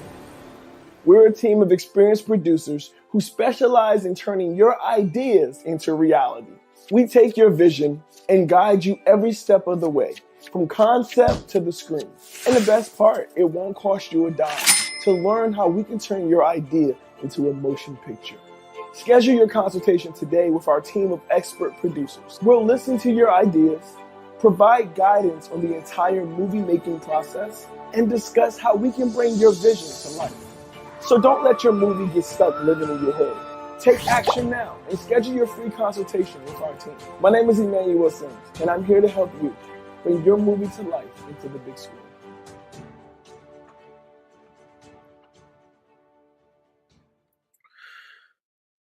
All right. So I went ahead and imported the slides in here, the PDF in here, so we can look at the slides. So here's our cover. We got our first page, second page, and third. Keep going, going, going. And then, as you see, we stop on our back page, of course. But I just wanted to show you guys this so that you can know how easy it was to do it. All you have to do when it comes to publishing is go to something like KDP, Kindle Direct Publishing, that's through Amazon, and just follow their guidelines to ensure that your book is published correctly. And that is it. That's your basic guide to creating and publishing a book with Canva. Remember to practice makes perfect. Remember that practice makes perfect. Practice makes habit, and practice gets better and better. So what you do most is what you do best. Keep experimenting. Thank you for joining me for this tutorial. And don't forget to like, share, subscribe, and tell everybody you know. And if you're not a part of the text community, text us at 240-607-5258 and get involved. We love to hear from you. We also have a Unimonia community through Thinkific. Ask me how you can get in there. And if no one told you they love you today, know that God loves you, and so do I. Make it a great day or not. The choice is yours. Drippity, drippity. All right, guys. Until next time. What's up, guys, and welcome back to Blank Canvases on Canva. It's your boy, Drip Van Gogh. Drippity, drippity, drippity, whoa. All right, guys. So, for those of you who are finding this video, you're probably trying to figure out what is Canva emailing me about this presentation tool? What is this new Canva presentation? Well, I'm here to tell you 3 tips on Canva and this new amazing presentation tool, which allows, I'm in Canva right now, guys, and I'm actually in the desktop version of Canva, which I just downloaded. And I'm using it right now to show you this presentation. These pictures are from a GIF that I downloaded earlier from the Canva email because I'm going to tell you guys about this. The very first tip that Canva wants you guys to know is to just get started. Just jump right into the Canva presentation. And that's just what I did. I said, okay, what am I going to present? I don't know. And I was almost getting down that spiral of getting stuck of what should I do next. And I said, no, I'm not going to do that. I'm just going to get started. So Canva has a large range of presentation templates, both for personal and professional use. So whether you're looking to surprise someone with a birthday presentation or a fun vertical trivia game, or just create a pitch deck, they've got us covered. Creators, we are lit. Canva is it. Going to the next slide, right? So the second tip Canva wants us to know is get your audience involved. Designing presentations in Canva is only half the fun. That's right. When you're presenting, did you know that you can get your audience involved with the Canva Live? That's right. Instagram, all that other stuff is cool, but we got Canva Live, y'all, where we can go on live and you can watch us present straight up on Canva. Running live sessions to keep everyone engaged with live Q&A. Enable Canva Live while presenting in presentation mode.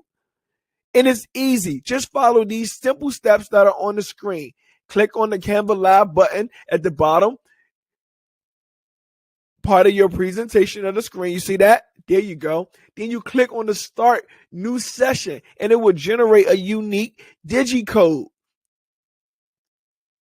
Look at that.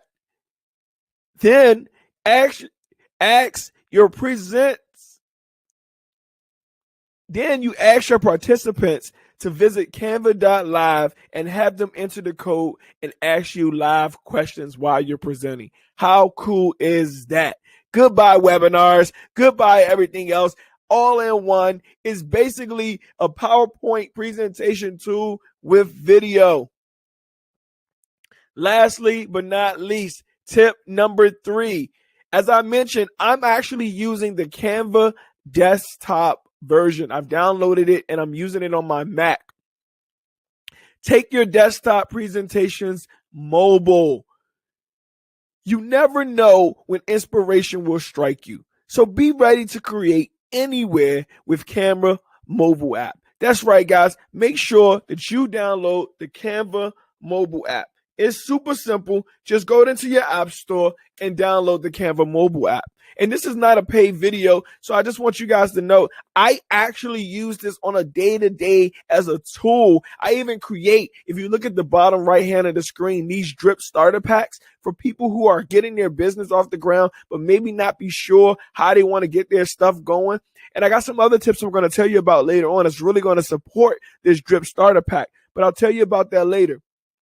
You see, you have to be ready on the go. You can upload images, videos directly straight from your phone and design on the go. You can even start designing on your desktop and then continue it later. So let's say, matter of fact, I started editing these videos, this whole presentation here on my phone, and then sent it to my computer so that I could use it on the actual desktop version of the app. So download the Canva mobile app and get access to the powerful Canva tools at your fingertips. And I'm talking at your fingertips for real. Be able to compete with unique graphics and put your competitors out of it. There's so much you can do with Canva. I'm so happy to be honored to use them. And make sure you check out Canva Pro for a reasonable price. Again, this is not a sponsored post, but I'm such a happy camper at Canva.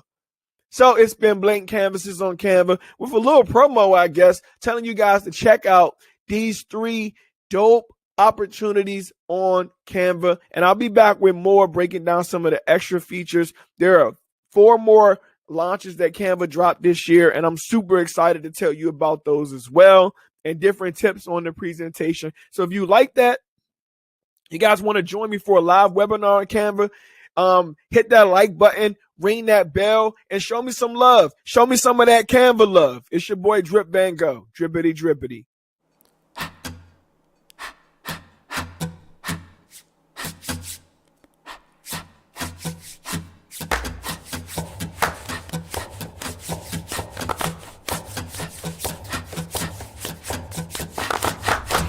Musician. I don't need any music. I don't need you either. Shut up. Let me out. Let me out.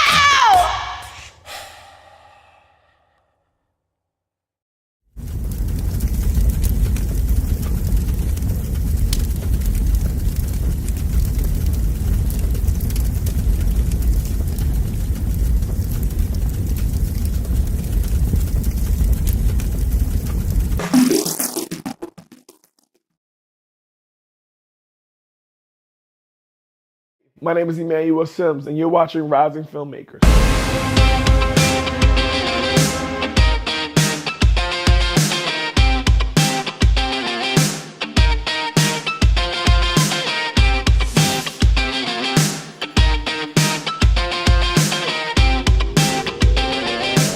Welcome to the Rising Filmmakers series featuring Emmanuel Sims, MFA, here with us today. We're here to explore his passion for film and his journey to the big screen. I've always been fascinated by movies. As a kid, we would sit around as a family and we'd watch them over and over again. We had about 30 VHS and we just circulate them all over again as a family. And it really sparked something within me. And I knew then that I wanted to do more than just be a viewer. So I pursued my master's degree in film later on in life. And I realized that that was the missing piece of the puzzle that I've been waiting for. And it allows me to create on a different aspect. Making movies is like, it's for me, it's high level problem solving. It's like you got to get all these different pieces to make the picture look like the one on the box. So I really enjoy just the trial and error, just the learning curve of it, the persistence, the having the grit you have to make it through with it.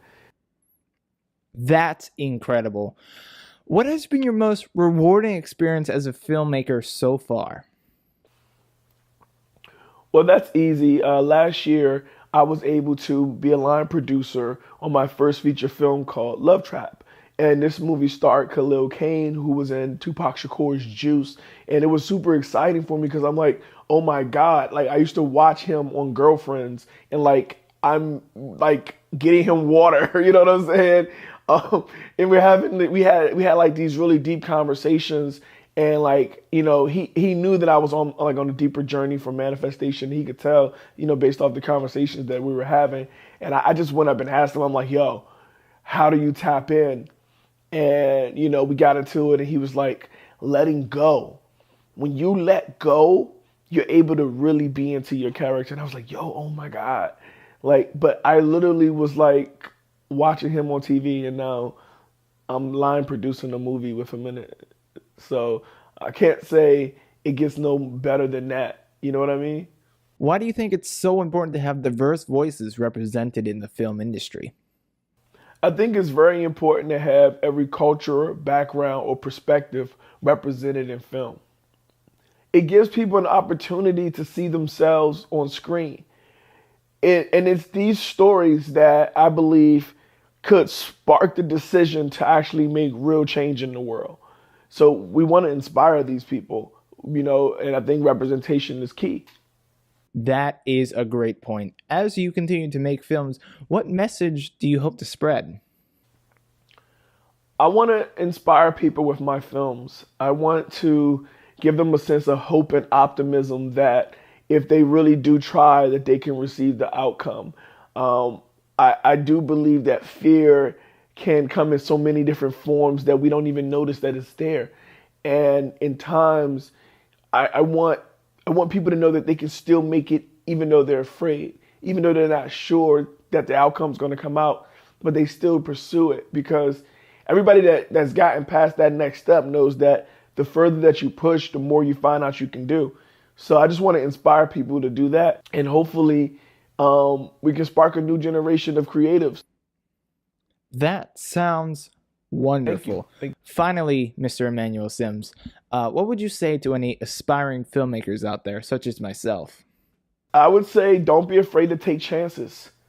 Dive right into your goals. Some things will work out, some things won't, but you'll never know what you can do until you try. So just get creative. Don't worry about all the details right now. Just get started and just chase your dreams, and I believe in you. And I'm proud of you right now for even just getting closer to this step. You know, the fact that you're viewing me now, it says that you really want to further pursue your career, and you're trying to get to another place in your life. And I just believe that you can get there. And I'm here to support you because you're no longer doing this alone. Welcome to the community. We'd like to thank Emmanuel for joining us because we are about out of time. It was an absolute pleasure having him here with us today. It was great to know more about him and his passion for film. We'll see you with the next rising filmmaker. Thanks for watching. And thank you guys for having me so much on your platform.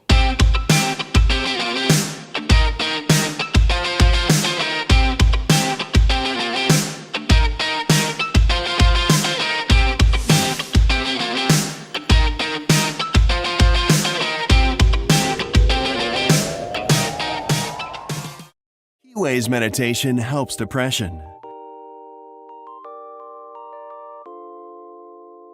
350 million people globally have some form of depression. In 2015, about 16.1 million U.S. adults had at least one major depressive episode in the past year. 11% of adolescents have a depressive disorder by age 18. Women are 70% more likely than men to have depression, and about 12 million women in the United States experience clinical depression each year. Depression is a mental health diagnosis where specific symptoms accompany a general feeling of sadness that lasts at least 2 weeks or longer. Antidepressant medications can help with many forms of depression, but adding complementary options to help promote recovery and improve quality of life is a smart plan, and one of the best natural therapeutic options is meditation. A study conducted by the University of Montreal found that meditation offers you the opportunity to naturally boost levels of serotonin. In 1996, a University of Washington study found that the hippocampus was incredibly underdeveloped in individuals suffering from depression, and that damage was more severe in those with prolonged depression. Thankfully, this damage isn't permanent, and meditation helps revive the hippocampus to help treat and even prevent depression. The fight or flight stress response triggers the amygdala region of the brain, causing it to become overheated and flood the body with hormones that can damage mental health. A study conducted by Harvard found that meditation not only helps you learn to control the triggering of the fight or flight stress response, but it also improves the health of the amygdala. Most people suffer from depression because they feel incomplete, something that easily occurs when life changes in a significant way. Meditation brings calm and peace, makes you feel whole again, and helps you get back on your feet. What is the best form of meditation for depression? A study published by psychologists from the University of Exeter showed that mindfulness-based cognitive therapy, or MBCT, may actually be more effective than counseling or medication, citing that 4 months after MBCT, 3/4 of study subjects felt well enough to stop taking antidepressants. Mark Williams, an Oxford professor of clinical psychology and the leader of the team that developed MBCT, cites that brooding is one of the key features seen in patients with depression, and MBCT specifically tackles brooding to teach compassion for self and others. Add meditation to your depression management regimen today. Thanks for watching, and take care.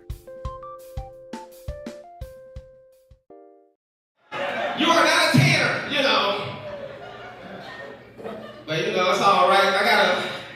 I'm happy up here, man. So I was living in Atlanta for 5 years. I graduated from Clark Atlanta back in the day. You know what I'm saying? And then straight up, and then I was filming MacGyver out here for 5 years. But I'm gonna tell you, I'm glad because I live in LA. And I'm glad I'm in Atlanta. I love coming out here. Still got a house out here because I feel like y'all appreciate y'all men out here. Okay, women. Y'all like these niggas ain't shit out here either. Y'all like them niggas ain't shit either out here, motherfucker. In LA, man, LA women don't give a fuck about no. LA women only care about status. That's all LA women care about. And if you don't got the right status, they not fucking with you. Okay? So like, this is when I learned this shit out the hard way. I was on MacGyver, right? I'm thinking I'm doing shit, right? I said, yeah, I'm on MacGyver. I was talking to a chick. I said, yo, I'm on MacGyver on CBS. She was like, CBS? Oh, basic cable ass nigga. Oh, antenna ass nigga.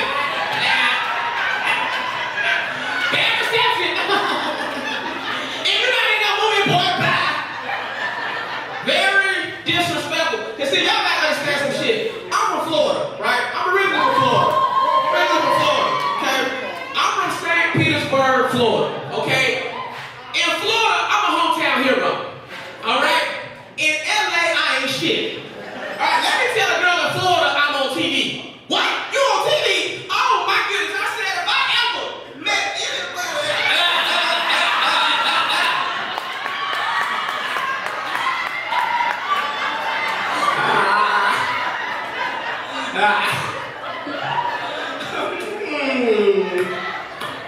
You taste like a Capricorn. Know what I'm saying? They give me some respect. I'm gonna tell y'all some other shit about me. I was the star of Rush Hour, the TV series. Y'all didn't even know they made a Rush Hour TV series, did y'all? I know some bullshit. Some bullshit, y'all. I was the star of Rush Hour, the TV series. So listen, I went from Rush Hour to MacGyver, right? I was on CBS for the last 6 years. I'm gonna be real with y'all. I did not become a multi-millionaire. I did not. However, I did become a multi-thousandaire. That's right. Hey, you gotta take the wins where you can get them. You gotta take the wins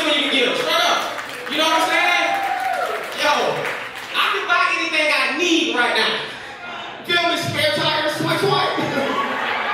I'll take 4. When you a multi-thousand, you can do some cool shit. Like I was able to fly my whole family out to Hawaii on vacation.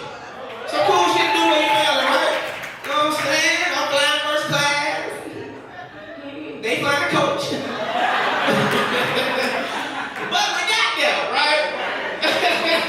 And we stayed at this beautiful resort. We stayed at the Kahala Resort. And at this resort, you could swim with dolphins. So my daughter was 4 every time. She's like, Daddy, I want to swim with the dolphins. I'm like, baby, whatever you want, you got. So I went to go talk to the dolphin instructor, and she was like, it's just $1,000 per person. I said, well, bitch, stop. $1,000 for $1,000. I better be able to fuck that dolphin. I was like, what that blowhole do, my nigga? Like, for $1,000, that dolphin better eat my ass. Oh, shit. Oh, shit. Kiki, bitch. Kiki, bitch. God damn. The bottom nose gets you on your tippy toes.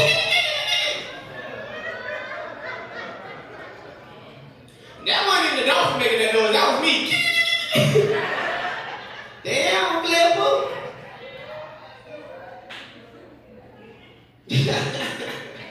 I did some other cool multi-thousand shit. I took my whole family to Disney World in Orlando on vacation. Alright?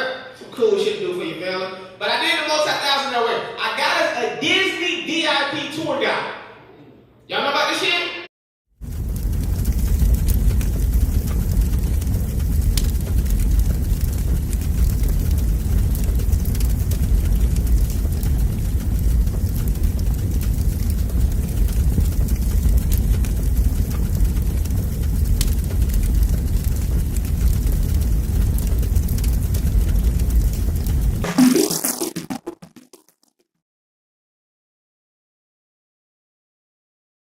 I think that's very powerful because in the film there's always limits, but then, right, there's innovation, right? So when I was in China, I learned that there was a limit on cars. So one of the innovative things that I noticed that people would put motors on their shopping carts so that they can still get around and things like that.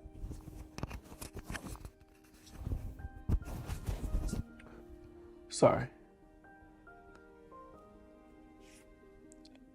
And people can still get around and, not have to just push the carts, but have a little motorized push with it. And I thought that was super innovative. I learned that in China, the way they keep their GDP up is that they keep the cycle flowing, basically.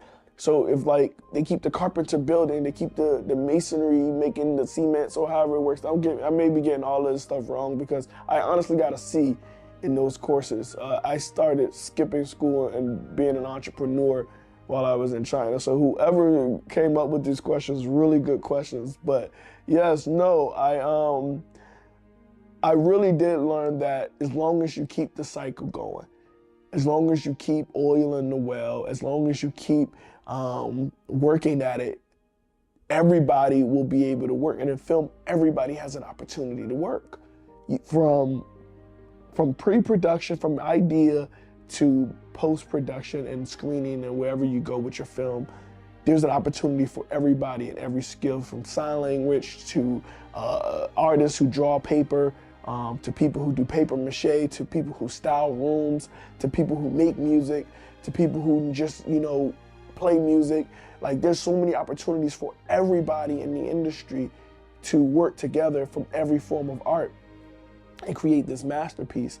And the more that you work with, the more that you can add and invest into this creative piece.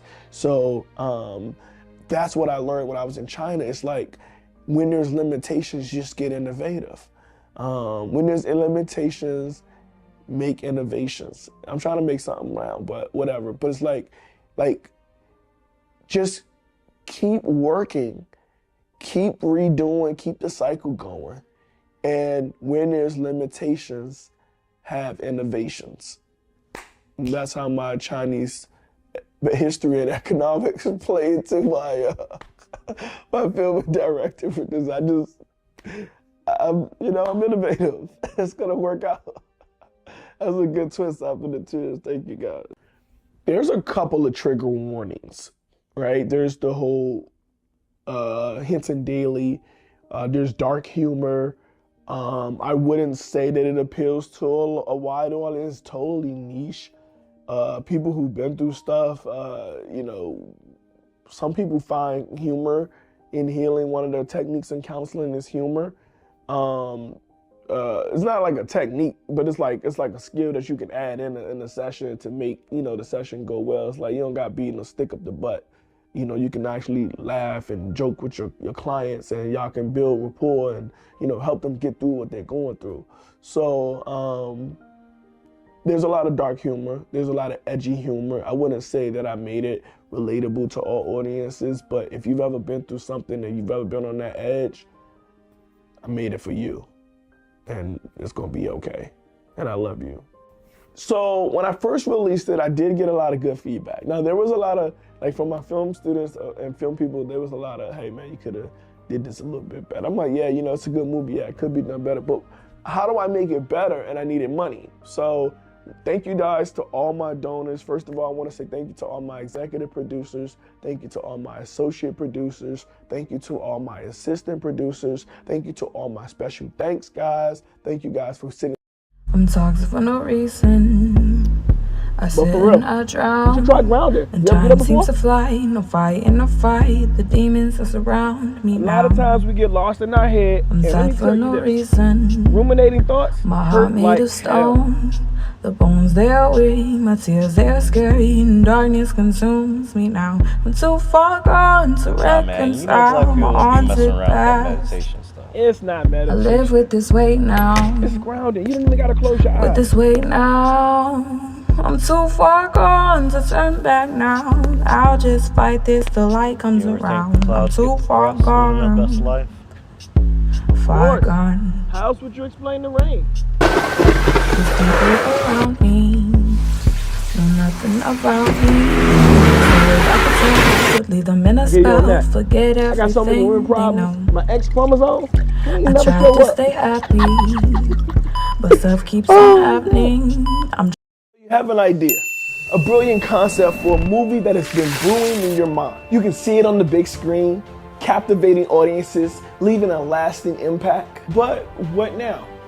How do you turn that idea of yours into a reality, bringing it into a full-fledged film?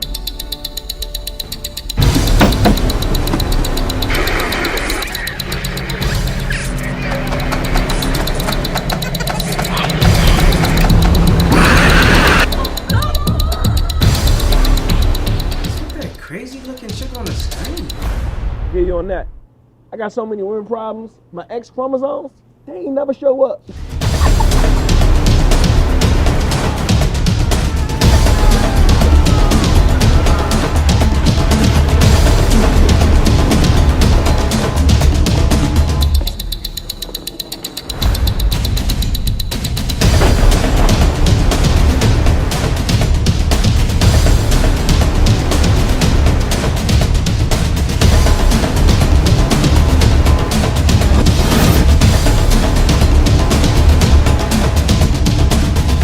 Where we come in.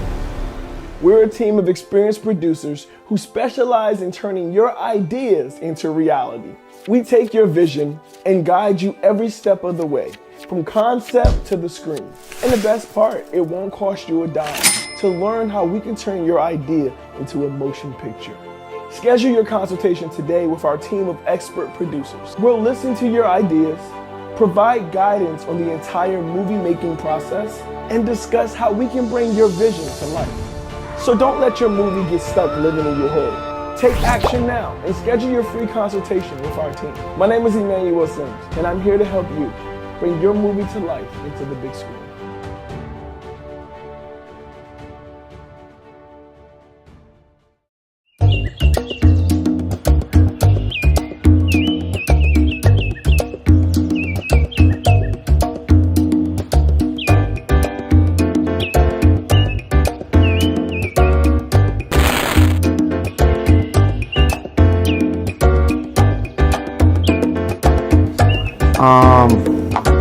My purpose.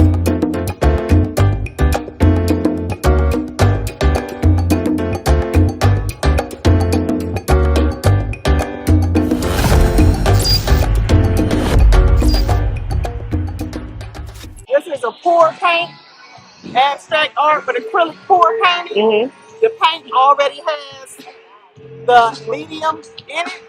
Once I get it poured and the canvas covered, I'm going to go back over with a balloon technique. Hence, that's why the balloon is under my arm. Okay. My spinner is not as large as I would like for it to be right now. Uh-huh. Should have brought some smaller canvases. However, if you wanted to, you could put it on there and just spin it real fast. Okay. And the paint would spread across. Okay. So once I get this covered nicely,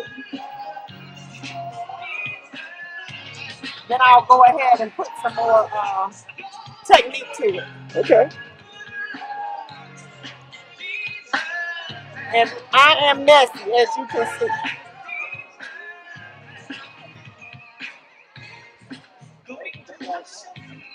Now, what I normally do not do is I usually don't go over it with a paintbrush because I like for the paint to settle on its own. So you'll see me filling in the gaps a little bit, right? So the paint will go all the way to the edge of the canvas. Got it. Not show any white anywhere. All right, so once I get everything covered where you do not see any white, then I'll start using the balloon technique. And to be fair, so that I'm not just throwing paint away, give me 1 second.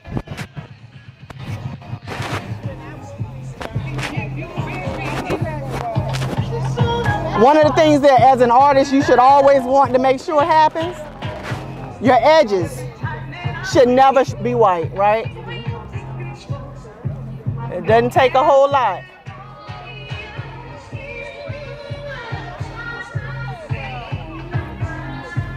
Let me lock you in, man.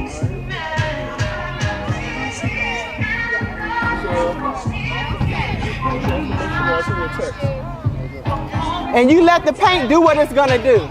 So clearly this is probably as thin of a layer as it's gonna get for this one.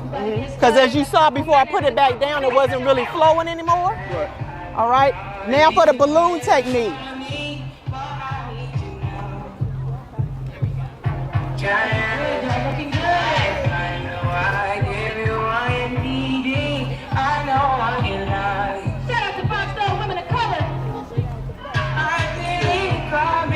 Okay, perfect. Happy connecting, brother.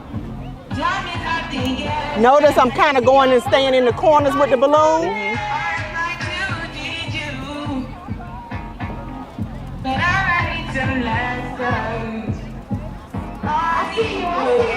That's just for aesthetics. Give it some design, right?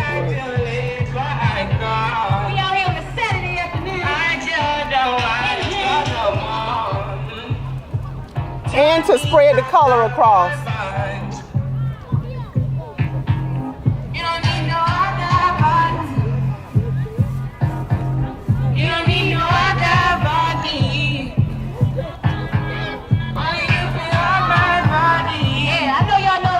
All right, almost done. And again, this is to the eye, right? This is no prescription. If it looks good to you, it looks good to me.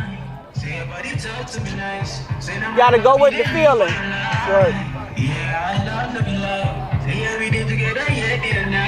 All right, finished product. I'm gonna leave it right there to dry. Hopefully it'll be dry before we end the event. Thank you for painting with Pam, Pam's Painting on Facebook, Pam's Paintings, etc.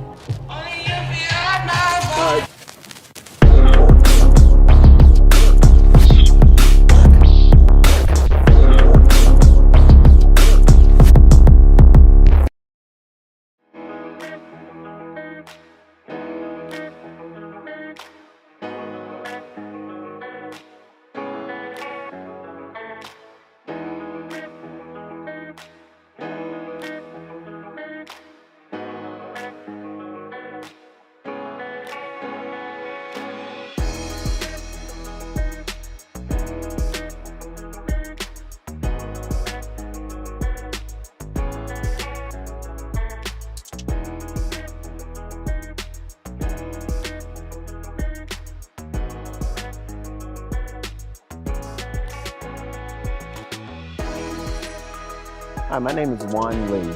I'm a transformational speaker, thought leader in the power of love, and author of Love Made Simple, the guide to inner peace, contentment, and success. I'm also the founder and executive director of Clear Journey, where we demonstrate the practical applications of love. Love Made Simple. It was basically my journey that was basically having to do with my struggles in life. From a young perspective, when I was 17 years old, I felt really hopeless. I didn't have any desire. I mean, I had nothing. I graduated from high school, but I didn't feel prepared for life. I didn't have a guide. I didn't know what this thing called life was all about. And I went on this journey, and it really allowed me to begin to understand the system of life. And it was love. That's it. And that's the short version of it. But it basically began to show me that everything in this life has a system, and love for humanity is the system of love.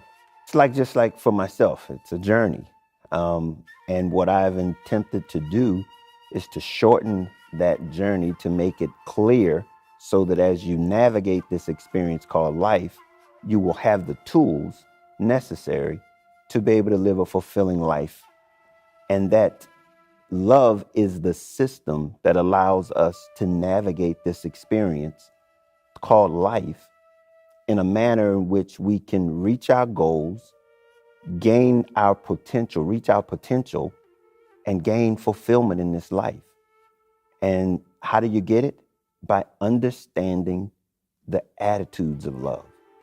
When you're able to demonstrate those attitudes of love and realize that we're in this experience called life together, collectively, as human beings, we begin to exercise and demonstrate it to one another that we become one, that what this experience is all about. We're able to reach all of our goals together. That really was the source of the real core of understanding what love is. I grew up in the religion and was a Christian. I'm a Christian, still a Christian. And it really began to take love and put it into a corner. And it began to determine that love was exclusive instead of inclusive. And that was when I began to understand that love was universal and not just intentional. It just a thing that was very much exclusive to just a few, but it was inclusive to everybody. And it was that power that we all as humans were able to unite and come together instead of being divided. And so in that chapter, there is no right or wrong. It doesn't matter what your personal beliefs are. It's about what we all have in common, and what we have in common is humanity. Denying yourself has to do with being disciplined. Being disciplined. Success requires that degree of discipline so that you understand that you've got to be able to overcome, and you've got to be able to endure to get through to be able to reach your desired goals. And that's where you really have to deny yourself some of those distractions that were there to prevent you from reaching your goals. It's about being able to endure and push through.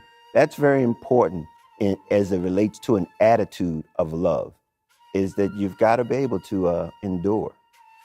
One of those things that we talk about in the book as it relates to love and being able to understand what it takes is to really understand who you are and being able to identify that, and then realize that you've got to be willing to sacrifice that which you are, who you are, for the greater good.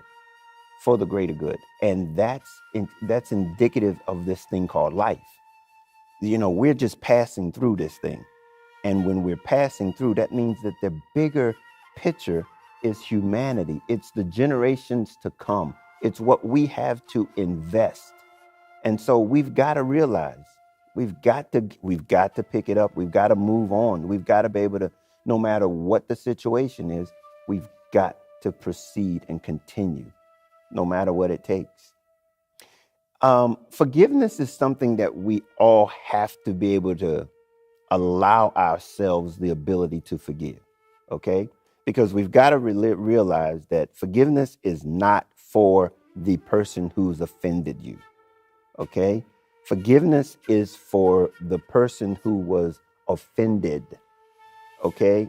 And that's where we begin to take over ownership of the circumstances and situation by saying, I'm not going to allow whatever has happened to me to be the result of who I am. And so that's why we have to forgive so that we can move on. And that's essential to being able to love, because one of the various things that we do, I talk about in the book, is that love is, once you know who you are, it's about giving with having no expectations of anything in return. That's what it's all about. And that's the best way that we can get to that point, is to be able to forgive those that have offended us at anything, because we're not looking for enemies. We're looking for relationships. I'll be honest, the thing that really began to allow me to see that it was not about me was when I was able to ask myself, who am I? Who am I? What do I have to offer? See, go back to that point when I was 17 years old, had no direction, had no identity, felt hopeless and felt really confused. I didn't know who I was. And when I began to realize through love what it was that I had to offer, and realize what it was that I had to offer was being able to identify who I really was, my authentic self. And that was where things began to be real to me. That now that I realize it's now that I have this journey, that now I know why I'm here, what it is that I'm here to do, and not have to wonder why things are happening, because I'm in control. I'm able to determine it based on who I am. The attitudes of love are the attitudes that we need to possess to be able to manage and navigate life. And those attitudes are very synonymous and very important to being able to do what it is that we want to accomplish in our lives, because it doesn't really matter. And the 7 attitudes are sacrifice, humility, courage, caring, discipline, responsibility. And the last one is one that we've talked about as it relates to being disciplined, but it's tenacity. Having that ability to endure. Those are the 7 critical attitudes of love that when you put them together in the system, it's tenacity. And it's all about being able to put all of those together so that you can be able to reach your goals. And when you put them together in the formula with life, so that you can come to have your outcome, to reach your outcome. So your attitudes dictate and determine your perspective. And it's from that perspective that you begin to act on them. And it's those actions that produce your outcome. So in any case, without the proper attitudes, you're not going to reach the outcome that you desire. And what love gives you is the proper attitudes to reach your outcomes. Love, being able to subtract and just to take yourself out of the picture. See, when you can begin to dictate, your actions are based on what you're trying to get someone else to act in. Oh, that's powerful. That's really powerful. I mean, that's giving you some really, really strong foresight as it relates to being able to control your emotions, control the way in which you're doing things, with the idea of being able to project them onto someone else in a way that is beneficial, not for only for yourself, but for them also. Desiring others to reach their potential is basically myself, for instance, I'll use myself, when I'm able to consider others above myself, that's basically what that's all about. And that's really determining my desire for my actions. Because what I want to do is I want to present myself in a way that benefits someone else. And in how do I do that is because I desire for them to be successful. And that's the gist of it, because it brings me fulfillment. Intent is very important. I think that's something that a lot of us don't realize, that it's important to be intentional, because you have to begin to identify what it is that you're trying to accomplish. See, it's just not things that are going to happen. And I think many times we realize that we think that things just happen. No, things get put into a process. They begin to move in a particular direction based on our decision making. And it's as though we had nothing to do with it, but we had everything to do with it. We had everything to do with it. And we don't realize that. And so as we begin to look at outcomes, we can't point the finger. We have to be able to understand that these outcomes, we had as much to do with them as anyone else by putting ourselves in a place for that outcome to occur. Here's the thing about love. Love, to implement those 7 attitudes that I talk about, the ability to know when to implement those is a great deal of the challenge, because in a lot of cases, it's going to be very uncomfortable. And so it's the ability to be able to endure through that uncomfortableness, that difficult time, to know that the benefit outweighs that particular type of discomfort. So it works. It's not easy. My book, Love Made Simple, is exactly that. It's information so that you understand, and you clearly understand what it is that you're having to do, but you have to choose to do it. You have to choose to do it. You cannot assume that it's going to just happen. You've got to put the work in. And so I can't stress that enough. It's not easy, but it works. Standing up to the challenge is that third attitude that you need, and that is to be courageous. That ability to stand in the midst of any type of opposition. It's that ability to know that what you're doing is exactly what it is that you need to be doing, irrespective of what the circumstances are. You're going to always have resistance, but to know that you have to be able to stand in the midst of it is going to give you all of the confidence to succeed as time comes on, as things come on, and as you begin to find new challenges, because life is full of challenges. And that's what it is. You've got to be willing to stand in that time when the opposition comes. Resistance is anything that opposes you. Anything that opposes you. Now, to be able to put it into perspective is to understand, let's put it into a little sports analogy. If you have 2 teams, you have an opponent, and you have to oppose that person. That team has to oppose you. That's exactly what it means to be an opponent. You have these, they're opposites. They're working against each other, and you have to be able to endure the opposition. Here's the thing. Failure only occurs when one stops. If you never quit, you can never be considered a failure. Just outlast the enemy. Just outlast them. You'll win every time. That's the power of love. knowing, having the attitude necessary to endure, to outlast your enemy. That's a daily operation. No matter what the challenges are, you just outlast it. That's one of the very first components of love, is what I like to call self-awareness. When love begins to ask us to do this one thing, and that is show me me. Show me me. Allow me to see where I am and how I need to show up so that I can be my best self.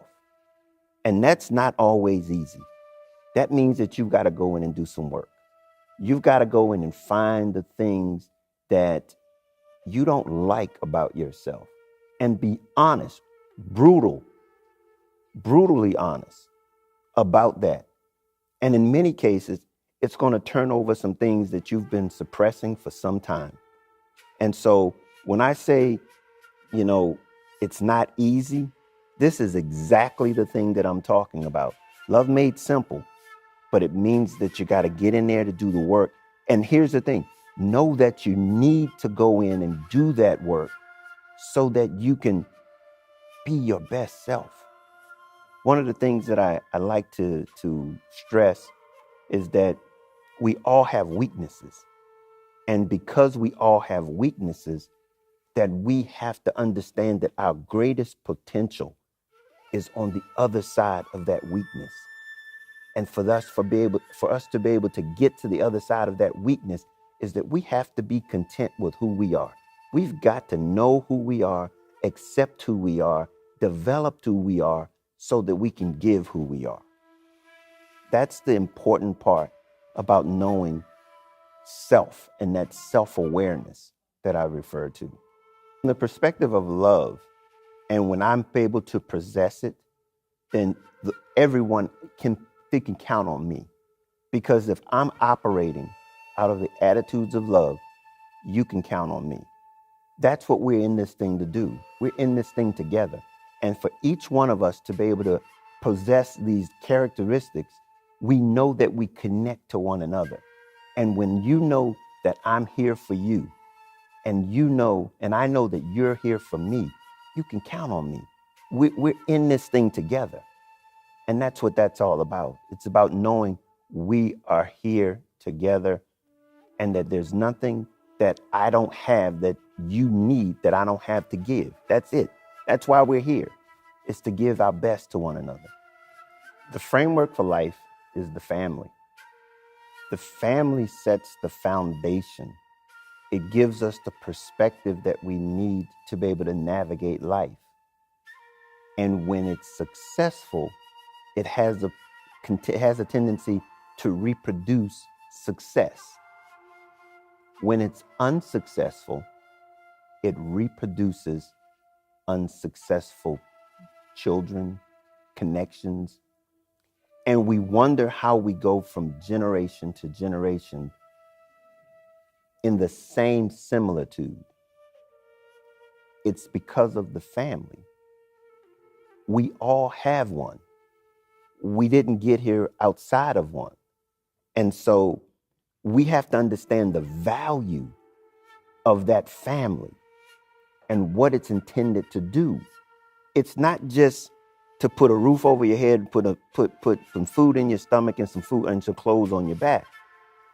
We have to realize that that's the ground for the development, the nurture, the things that you need to be able to evaluate what does it mean to be authentic, who we are as an individual.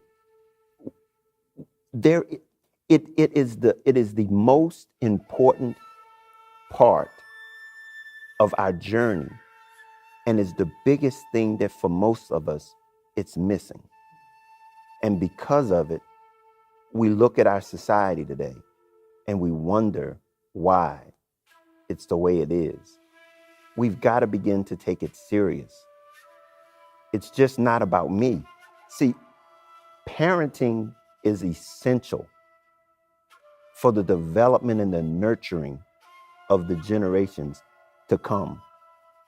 And our existence is just for that. When I speak about love, when you think of love and you think of the family, they can be synonymous, because family is the demonstration of love that you can see day to day. And if it's not working, you know that it's not working. And because if it's not working, things are falling apart.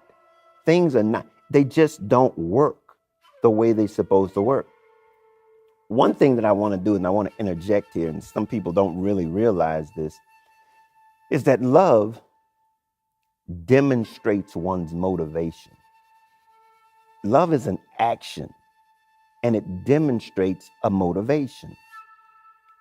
And what we've got to realize is that that motivation does not always have a good intention. See, love gives me my motivation, but it doesn't have to necessarily mean that it's to your or my benefit. See, I can love to do wrong. I can love to do evil. That's my motivation, to do evil. And I have this passion to do it, is my love that I demonstrate. And what I want to do through love that's made simple is to know that this love for humanity is on behalf of another. It's that ability for me I want your best for you. And I want to give you my best. And when I'm able to give you my best, you win, and so do I. And we protect and preserve humanity into the next generation, because there's no selfishness in me. I desire for you to be successful.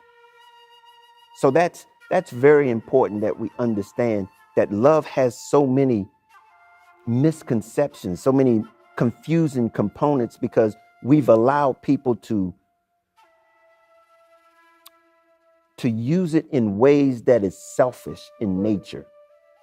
I don't know if you've ever heard, I know you probably have, Michael Jackson's song, The Man in the Mirror.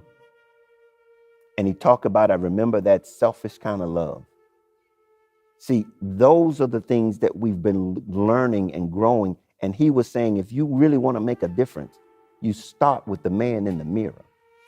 And that's what love starts with, is making those changes so that you can make a difference into someone else's life.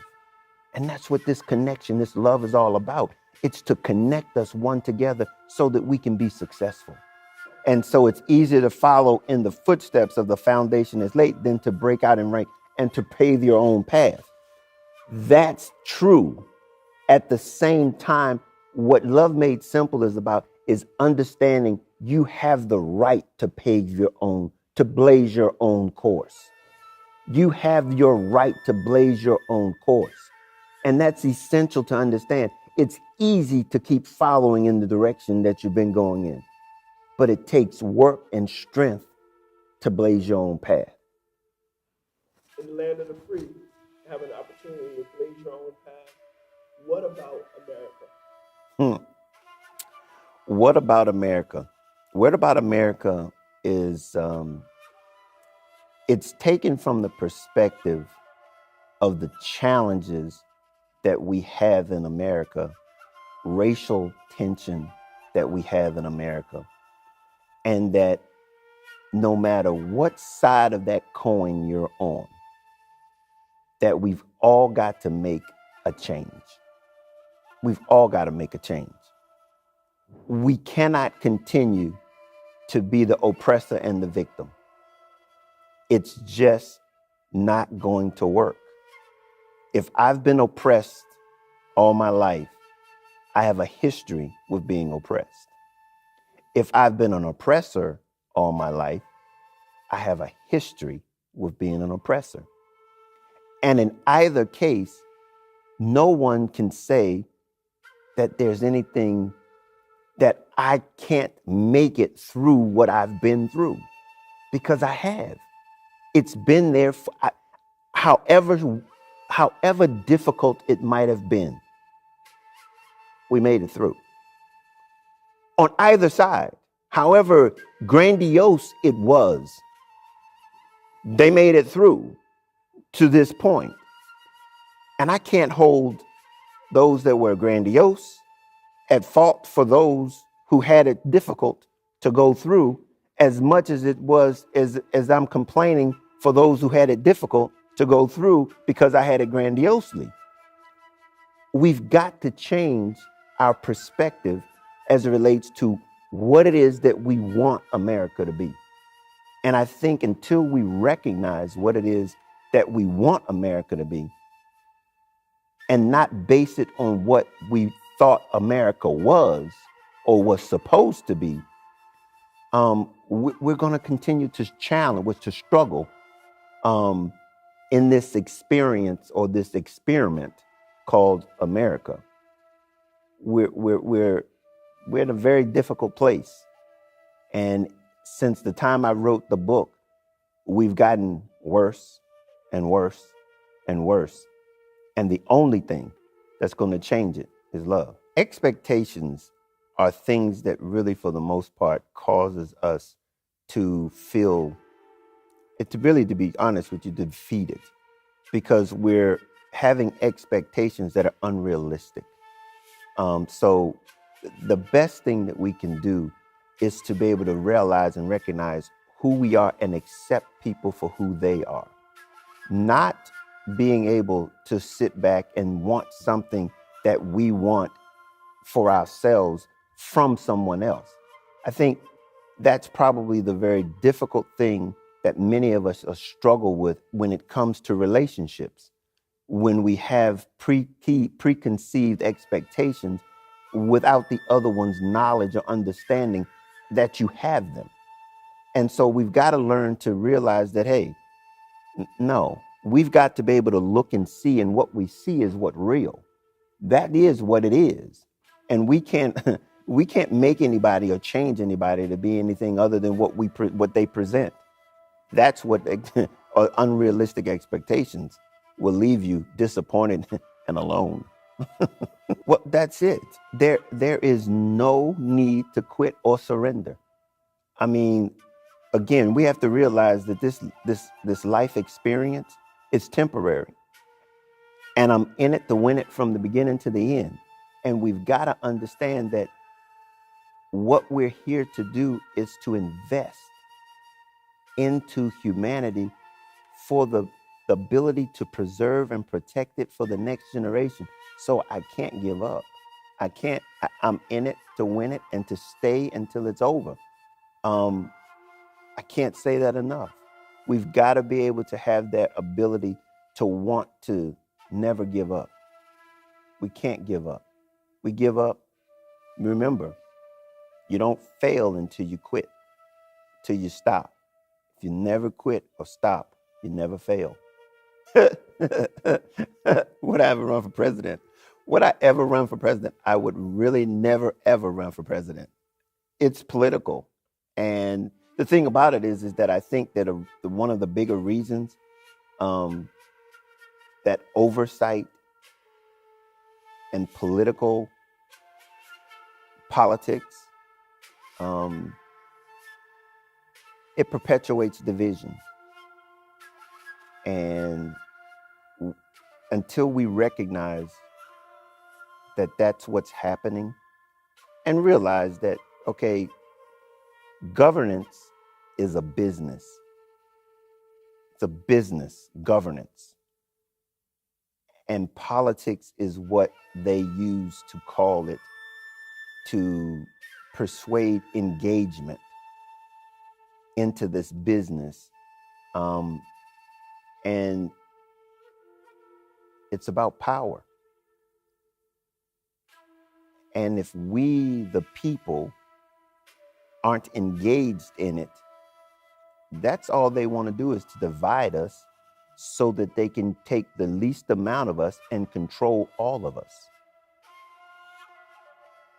We will to do it, okay? That's what it's about. We will to do this. We allow people to govern for us because we, the people, are what we've aligned ourselves with.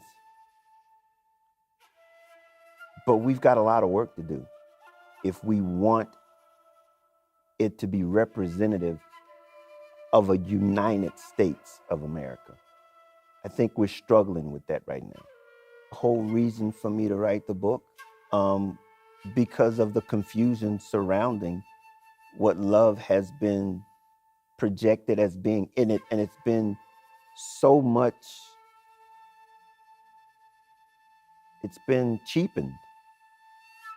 Love is so powerful. Love is so powerful.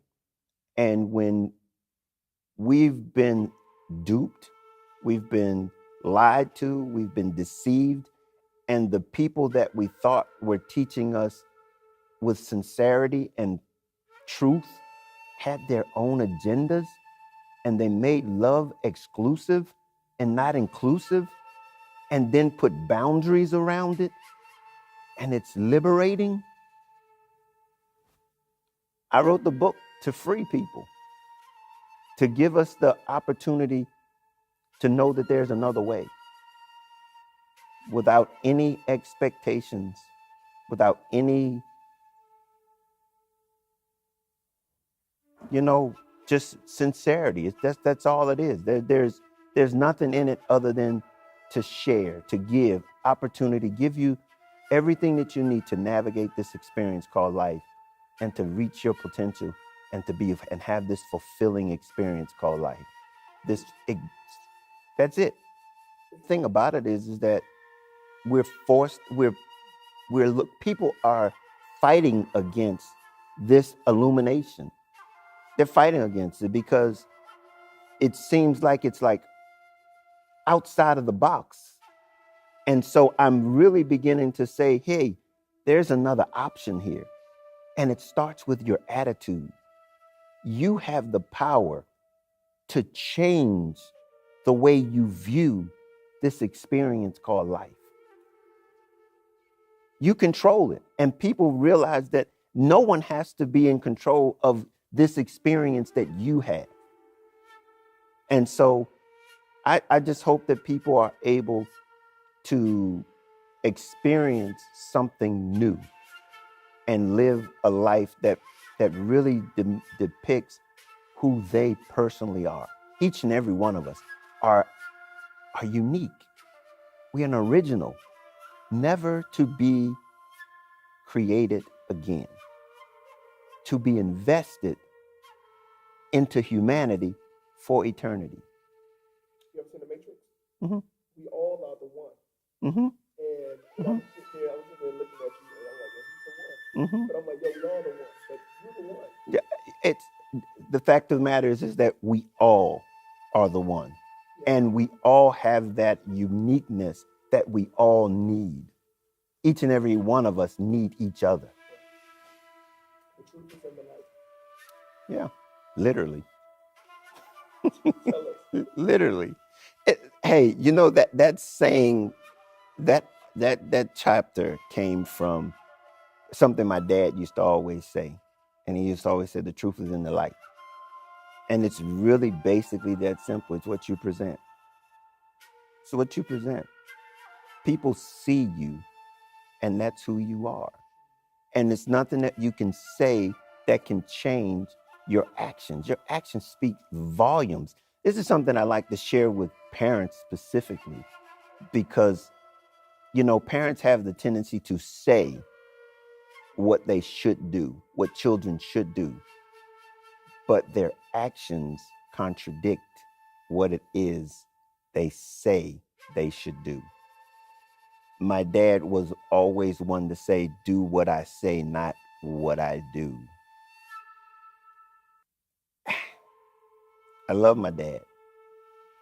But is that the example that we want to nurture, foster? See, our character means everything, and that's the only thing that no one can take from us. And when we begin to look to our parents, and that is an inconsistency there with what you're saying and what they're doing, that says that it's okay for me to have that same type of character. We have to do better. I say, we talked about the family earlier, and this is a critical part when I'm getting ready to share something that I haven't shared before. And it's it's meant only to begin to make us aware. And that is that to be a parent, you don't have to be parental. To be parental, you don't have to be a parent. But if you are a parent, you should be parental. And that's that nurturing, that example, that demonstration that they need to be able to develop into who they can and should become. And when the family is broken and you have someone who is not a parent that is being parental, they are demonstrating to that child what it is that they are needing, giving them as much as they can, but it's nothing like what the parent that is operating in that parental position can ever give them. And parents have to realize that. There's something that's going on right now, and they're talking about co-parenting.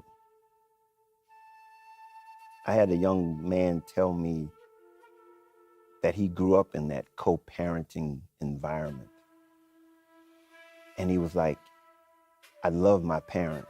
They did the very best that they could do, and I love them. They treated me, they did all they could. But the fact that we weren't together, I didn't like that. It's not what I needed. It's not what I wanted. But the child didn't have a say in it. And now it's become a norm that they have this statement of being co-parenting. And until we realize that that's unacceptable, if we want to be parents and understand what it means to be parents, it's a full-time job. It's not I get you on Friday and I have him on Sunday. No, it's the ability for the child to see the example of mom and dad being together. And guess what? Working it out. Working it out. It's just not because I'm here, I'm doing what I'm paying for, I'm taking care. It's not what the child needs. That attitude of love, we have to realize and take on the responsibility that that child is my responsibility. It's at every place. It's when I'm walking down the street, when we're going to the ball game, when we're at church, when we're going to the grocery store. It's learning at all situations. That's life. That's what it means to nurture. It's just not to go, okay, I pick you up. And I don't know how many stories I've heard about waiting for the dad or the mom to pick them up and they never show up. And just the example that you were talking about, the child has no idea that they had nothing to do with it. And it is affecting them year after year after year. And this really goes back to the thing that we were talking about when we talk about self-awareness, when we talk about having to do the work, that you get to be 20 and 30 and 35 and 40 years old, and you realize your own self-worth is based on the fact of sitting on the curb waiting for someone to come pick you up, and they not showing up. And you have to go in and dig that up. That's the work. The work is. We've got to stop that work. I think recognizing the fact that you need to be able to get that self-awareness, to understand that no matter where you are in this experience, you can be fulfilled. You can be fulfilled. You've just got to pick up the mantle, pick it up, and decide that I'm going to demonstrate these attitudes in my life, regardless as to what it's going to cost me. regardless as to what it's going to cost me. See, that's the point that we've been failing to say. We don't want to pay the cost. And until we decide to pay the cost for the next generation, that's what that investment is. See, no matter where you are, if you come to the realization and say, look, I missed it, I'm going to make it better for the next generation. I'm going to make it better for the next generation. I'm going to invest this, me, myself, into humanity so that the next generation gets it. You asked me earlier if I had any children. No. This is my legacy. I'm investing into humanity so that everyone who picks up my book, everyone who comes across this message, be it 100 years from now, that they know that they're important, they're necessary, and they have what is sufficient for the time in which they hear this. That's what this is about. It's basically, you will sow something for a future gain. You sow now for a future gain. That's all it is. And when we talk about love and humanity, we're talking about sowing yourself. That's the investment, sowing who you are for a future gain, so that the people that would come across your investment into the future will be advancing humanity because of what you sowed. See, humanity is at 3 phases. It's in the past, it's the present, and it's the future.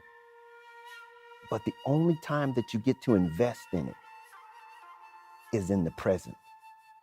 That's the only place and time that you get to invest in it. See, because in the past, they invested their present so that we would be partakers of it in the future. And now we're taking this present time that is going to be the past into the future, so that they will be able to look at the past and say they invested into us so that we could grow, develop, and mature, and to preserve and protect humanity into the future. It's a circle. We all are in it, and it's just a temporary time called the present. We've got to learn to live in the moment and to maximize the moment so that we can benefit from it. With each and every one of us can benefit from the moment, because guess what? Tomorrow is not guaranteed. We only live for the moment. And love allows us to do that. Right now, no worries for tomorrow. The beauty of sacrifice. You know, when we think of beauty of sacrifice, we have a tendency to think that it's negative. But sacrifice is really something that denotes who we are, and so we're willing to give who we are. When people give, and one of the things that I like to think about when I talk about, we get into the holiday seasons and we feed the homeless and we give gifts and stuff like that, and Thanksgiving and Christmas and stuff like that, give them food. That's not a sacrifice. You know, a sacrifice is when you pay the cost. You are what you're giving. You are the sacrifice. And it's when you're willing to do that daily is that we really begin to understand what love looks like. See, I didn't realize what love looked like when it takes on sacrifice until I went into the military. The first requirement for being in the military is to be willing to be a living sacrifice. That's your job. At the end of the day, they have a tendency to say you're expendable for the greater good.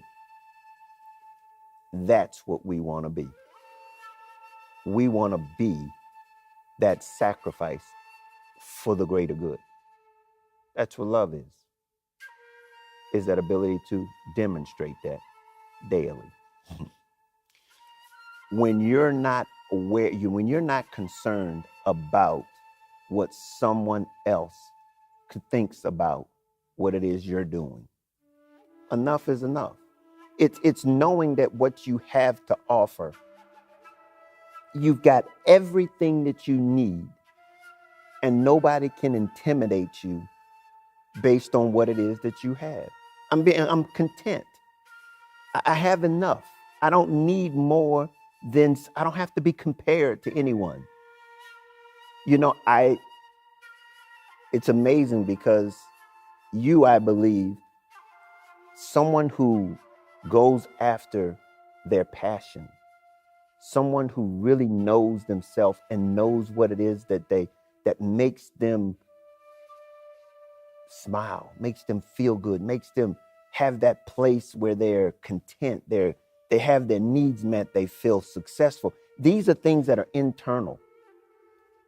And no one can take that from you when you have that joy on the inside from being able to do what just brings you happiness and joy. And that's when you have enough. Don't compare yourself with anybody else. There's not a status that anybody needs to get to or to reach to know that enough is enough. We all have that ability to be fulfilled where we are. Be okay with it. Because I think many of us miss out on these moments that we're having right now. You know, they should not be something that happens on occasion. See, one of the things that I like to do is, I'm looking out a big window right now. And I'm so thankful, and I see so many things happening. And I'm thankful. You know, I can't look at a tree and not see life. I can't see a flag blowing in the wind and see that there's life. And understanding that this opportunity is every moment. And know that this is what it is. It's these moments that we should be treasuring every day. Not just looking for and trying to, build up certain days and missing out on the day, today. This is Juan Lee, and I am the author of Love Made Simple, the guide to inner peace, contentment, and success.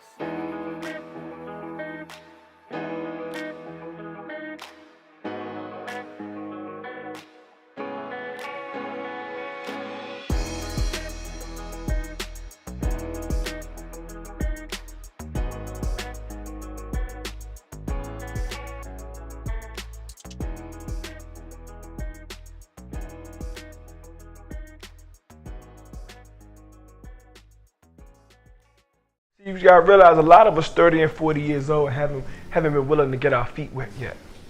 Haven't been willing to step out of the boat and just see if we keep our eyes on our prize, will we be able to stay afloat? We have not even stepped out of the boat to get our feet wet yet.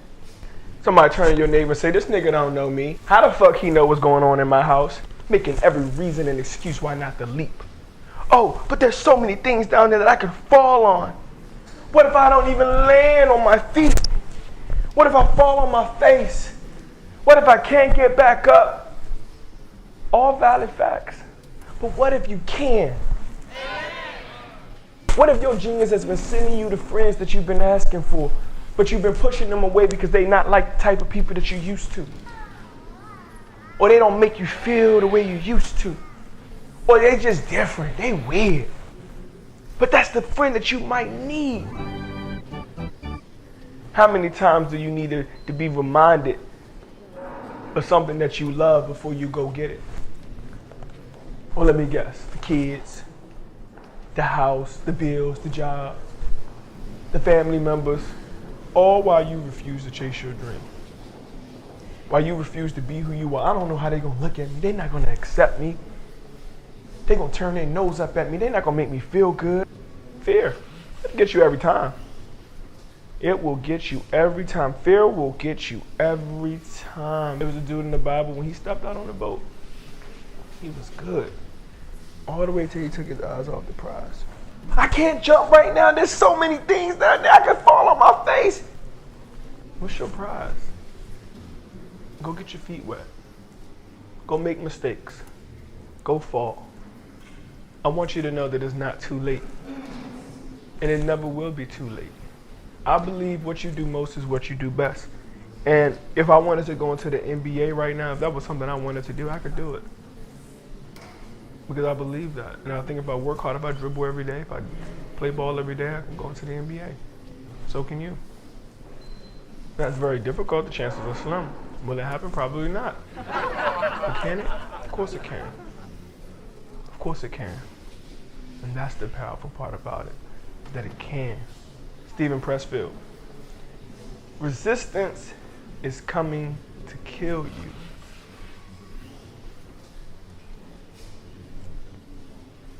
Peace.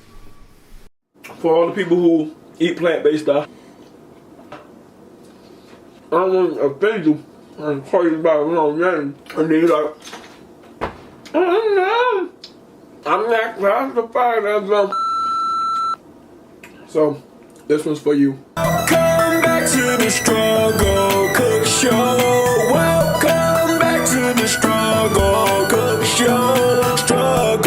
Struggle meal. Yeah. Struggle meal. Yeah. You're now tuned into Overtyme TV, and this is Struggle Meals. What's up, guys, and welcome back to another episode of Struggle Meals. Today, we're going to be doing Beyond Meat, Beyond Sausage, plant-based sausage. It's made by Brats. So we're going to dive in and see how it is. So first we're going to do is, oh shoot, put that back. First thing we're going to do is crack these open, get some fire in the pan, rinse them off. I like to do is put a little bit of oil so it don't be sticking. If this was a non-stick pan, it ain't no more. I like to give it a little flavor, so I'm gonna put a little bit of my Cajun that we made the salmon with on there, and get a little bit of water going.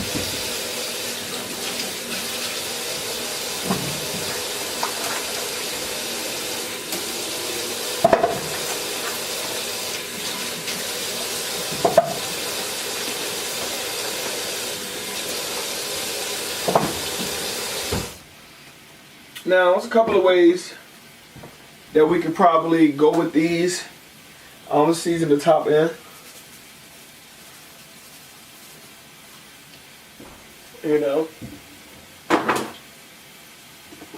as always, a little bit of black pepper.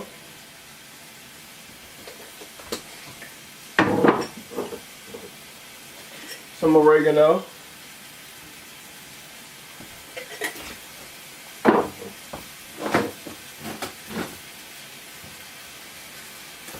And that's it. So we're gonna roll this around, rotate this around a little bit. Finally got my my spatula, my ghetto spatula. It's clean. It's just been through some hard times.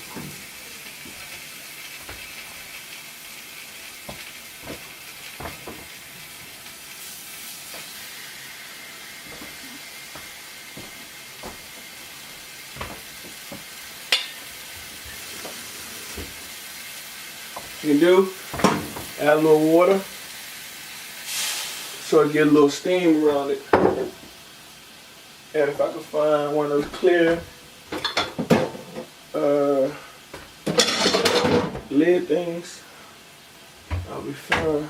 Can never find these joints. Jesus Christ. Bro, why don't we ever just keep this shit? Okay, let me think. Oh, shoot. Boom.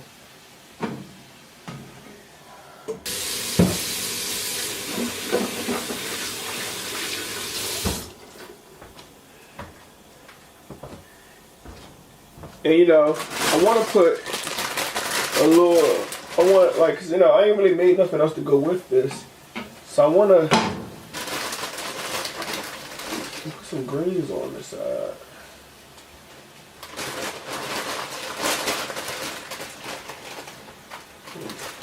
Just gonna cover that with some greens.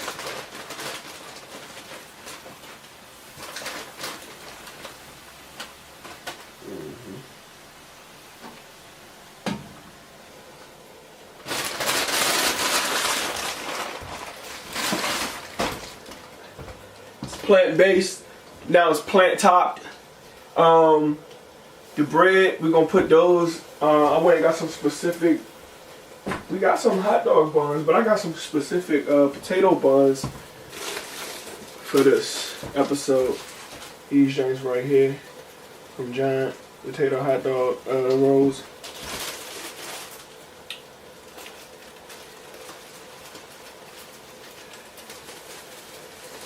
So what we do is we'll get that together and we'll be back. So what I always like to introduce y'all to some new stuff. I got some basmati rice, and you can throw this shit in the microwave for a minute.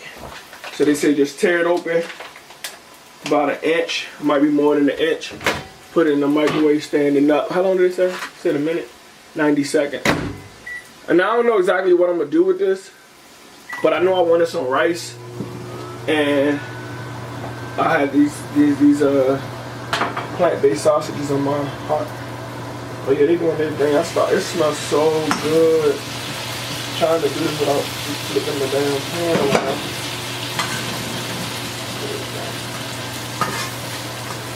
Welcome back to the Struggle Cook Show. Struggle meal. Yeah. Struggle meals. Welcome back to the Struggle Cook Show. Anything get stuck in anybody else's head? Comment below. Definitely got stuck in my head. And I was like, you know what? You might be on to something. So I'm gonna go ahead and add a little more water.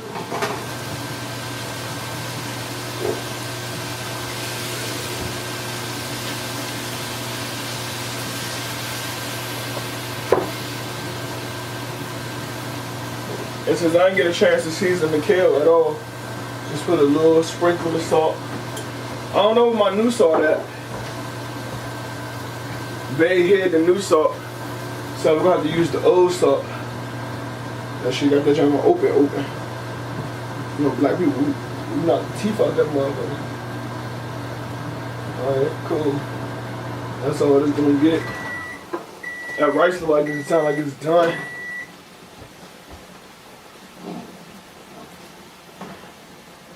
Okay, put that back on there.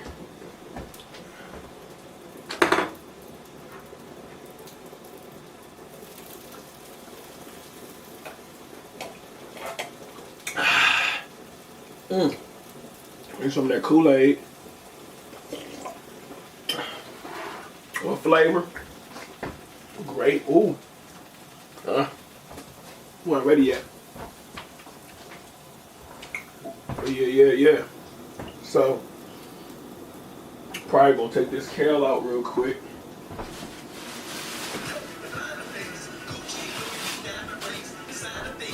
Find something to put the rice in.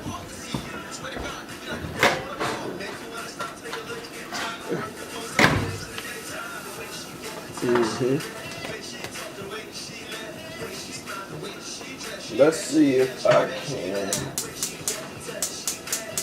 put this food on the back burner. Oh, you see what I did there? The back burner. And then turn that one off. Make sure it's off. Alright, cool. And put some rice on the plate. Ouch, it's hot.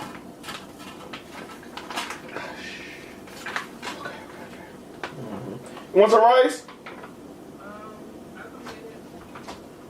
So yeah. No, I'm just asking. Huh? Alright. Oh shit. Look at that shit burnt through the motherfucking drink. I'm gonna have to be careful. All right.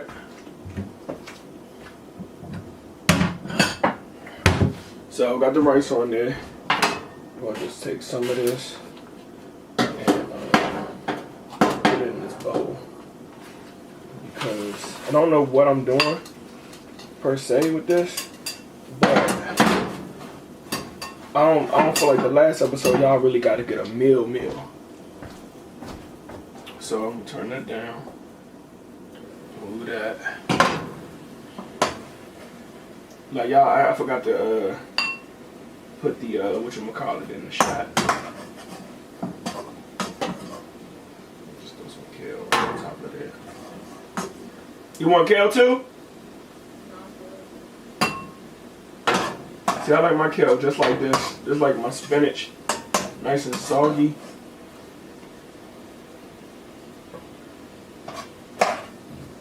Alright, so the kale is ready. Do that. Woo! It's starting to do that sizzle.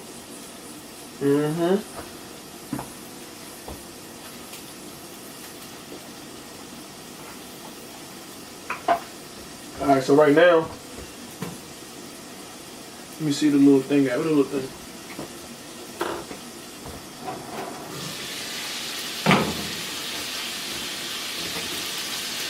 Take this knife.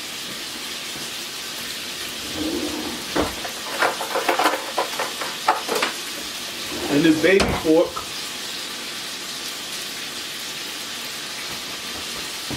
And we're gonna cut this bitch open. I see red and pink, but this ain't supposed to be meat. So I wonder where that's coming from. So I wanted to open it up. Can't put something on a package and think I'm gonna be Julio. Yeah. So far, so good. Well, I feel like I'm losing flavor with that. Yeah, that do its thing.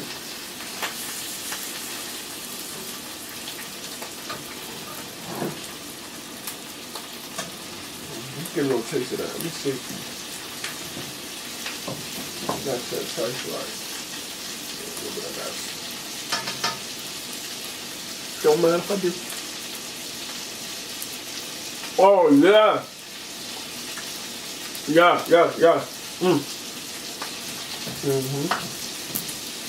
Alright, so let me chop one up for my bowl.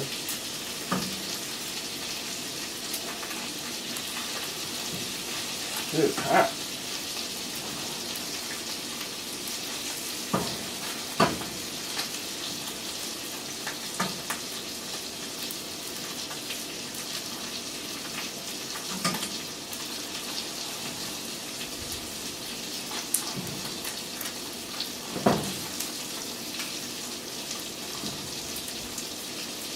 It's a plant-based sausage. Oh yeah, let me try this one.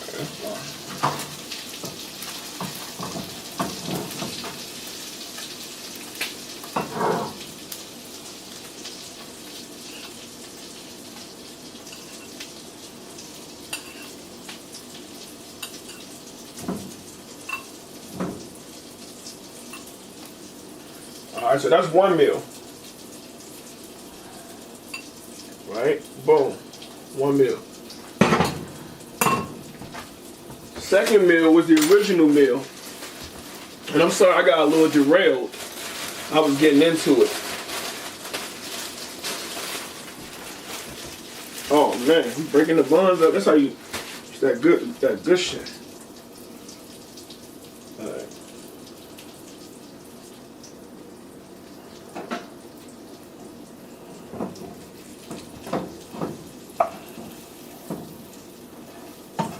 In there.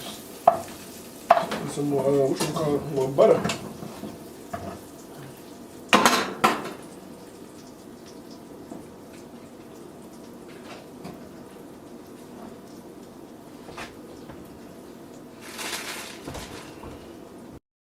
But go to Giant for all the people who eat plant-based stuff. I don't want to offend you and call you by the wrong name. And then you're like, I'm not classified as a. So, this one's for you. Thanks for watching the episode of Struggle Meal. You got this one right here. Voila. And you can make a hot dog out of it. Overtime Sims. Thanks for tuning in to OTTV. And until next time. Before you ask about my day, I bend my smile every time I think about you.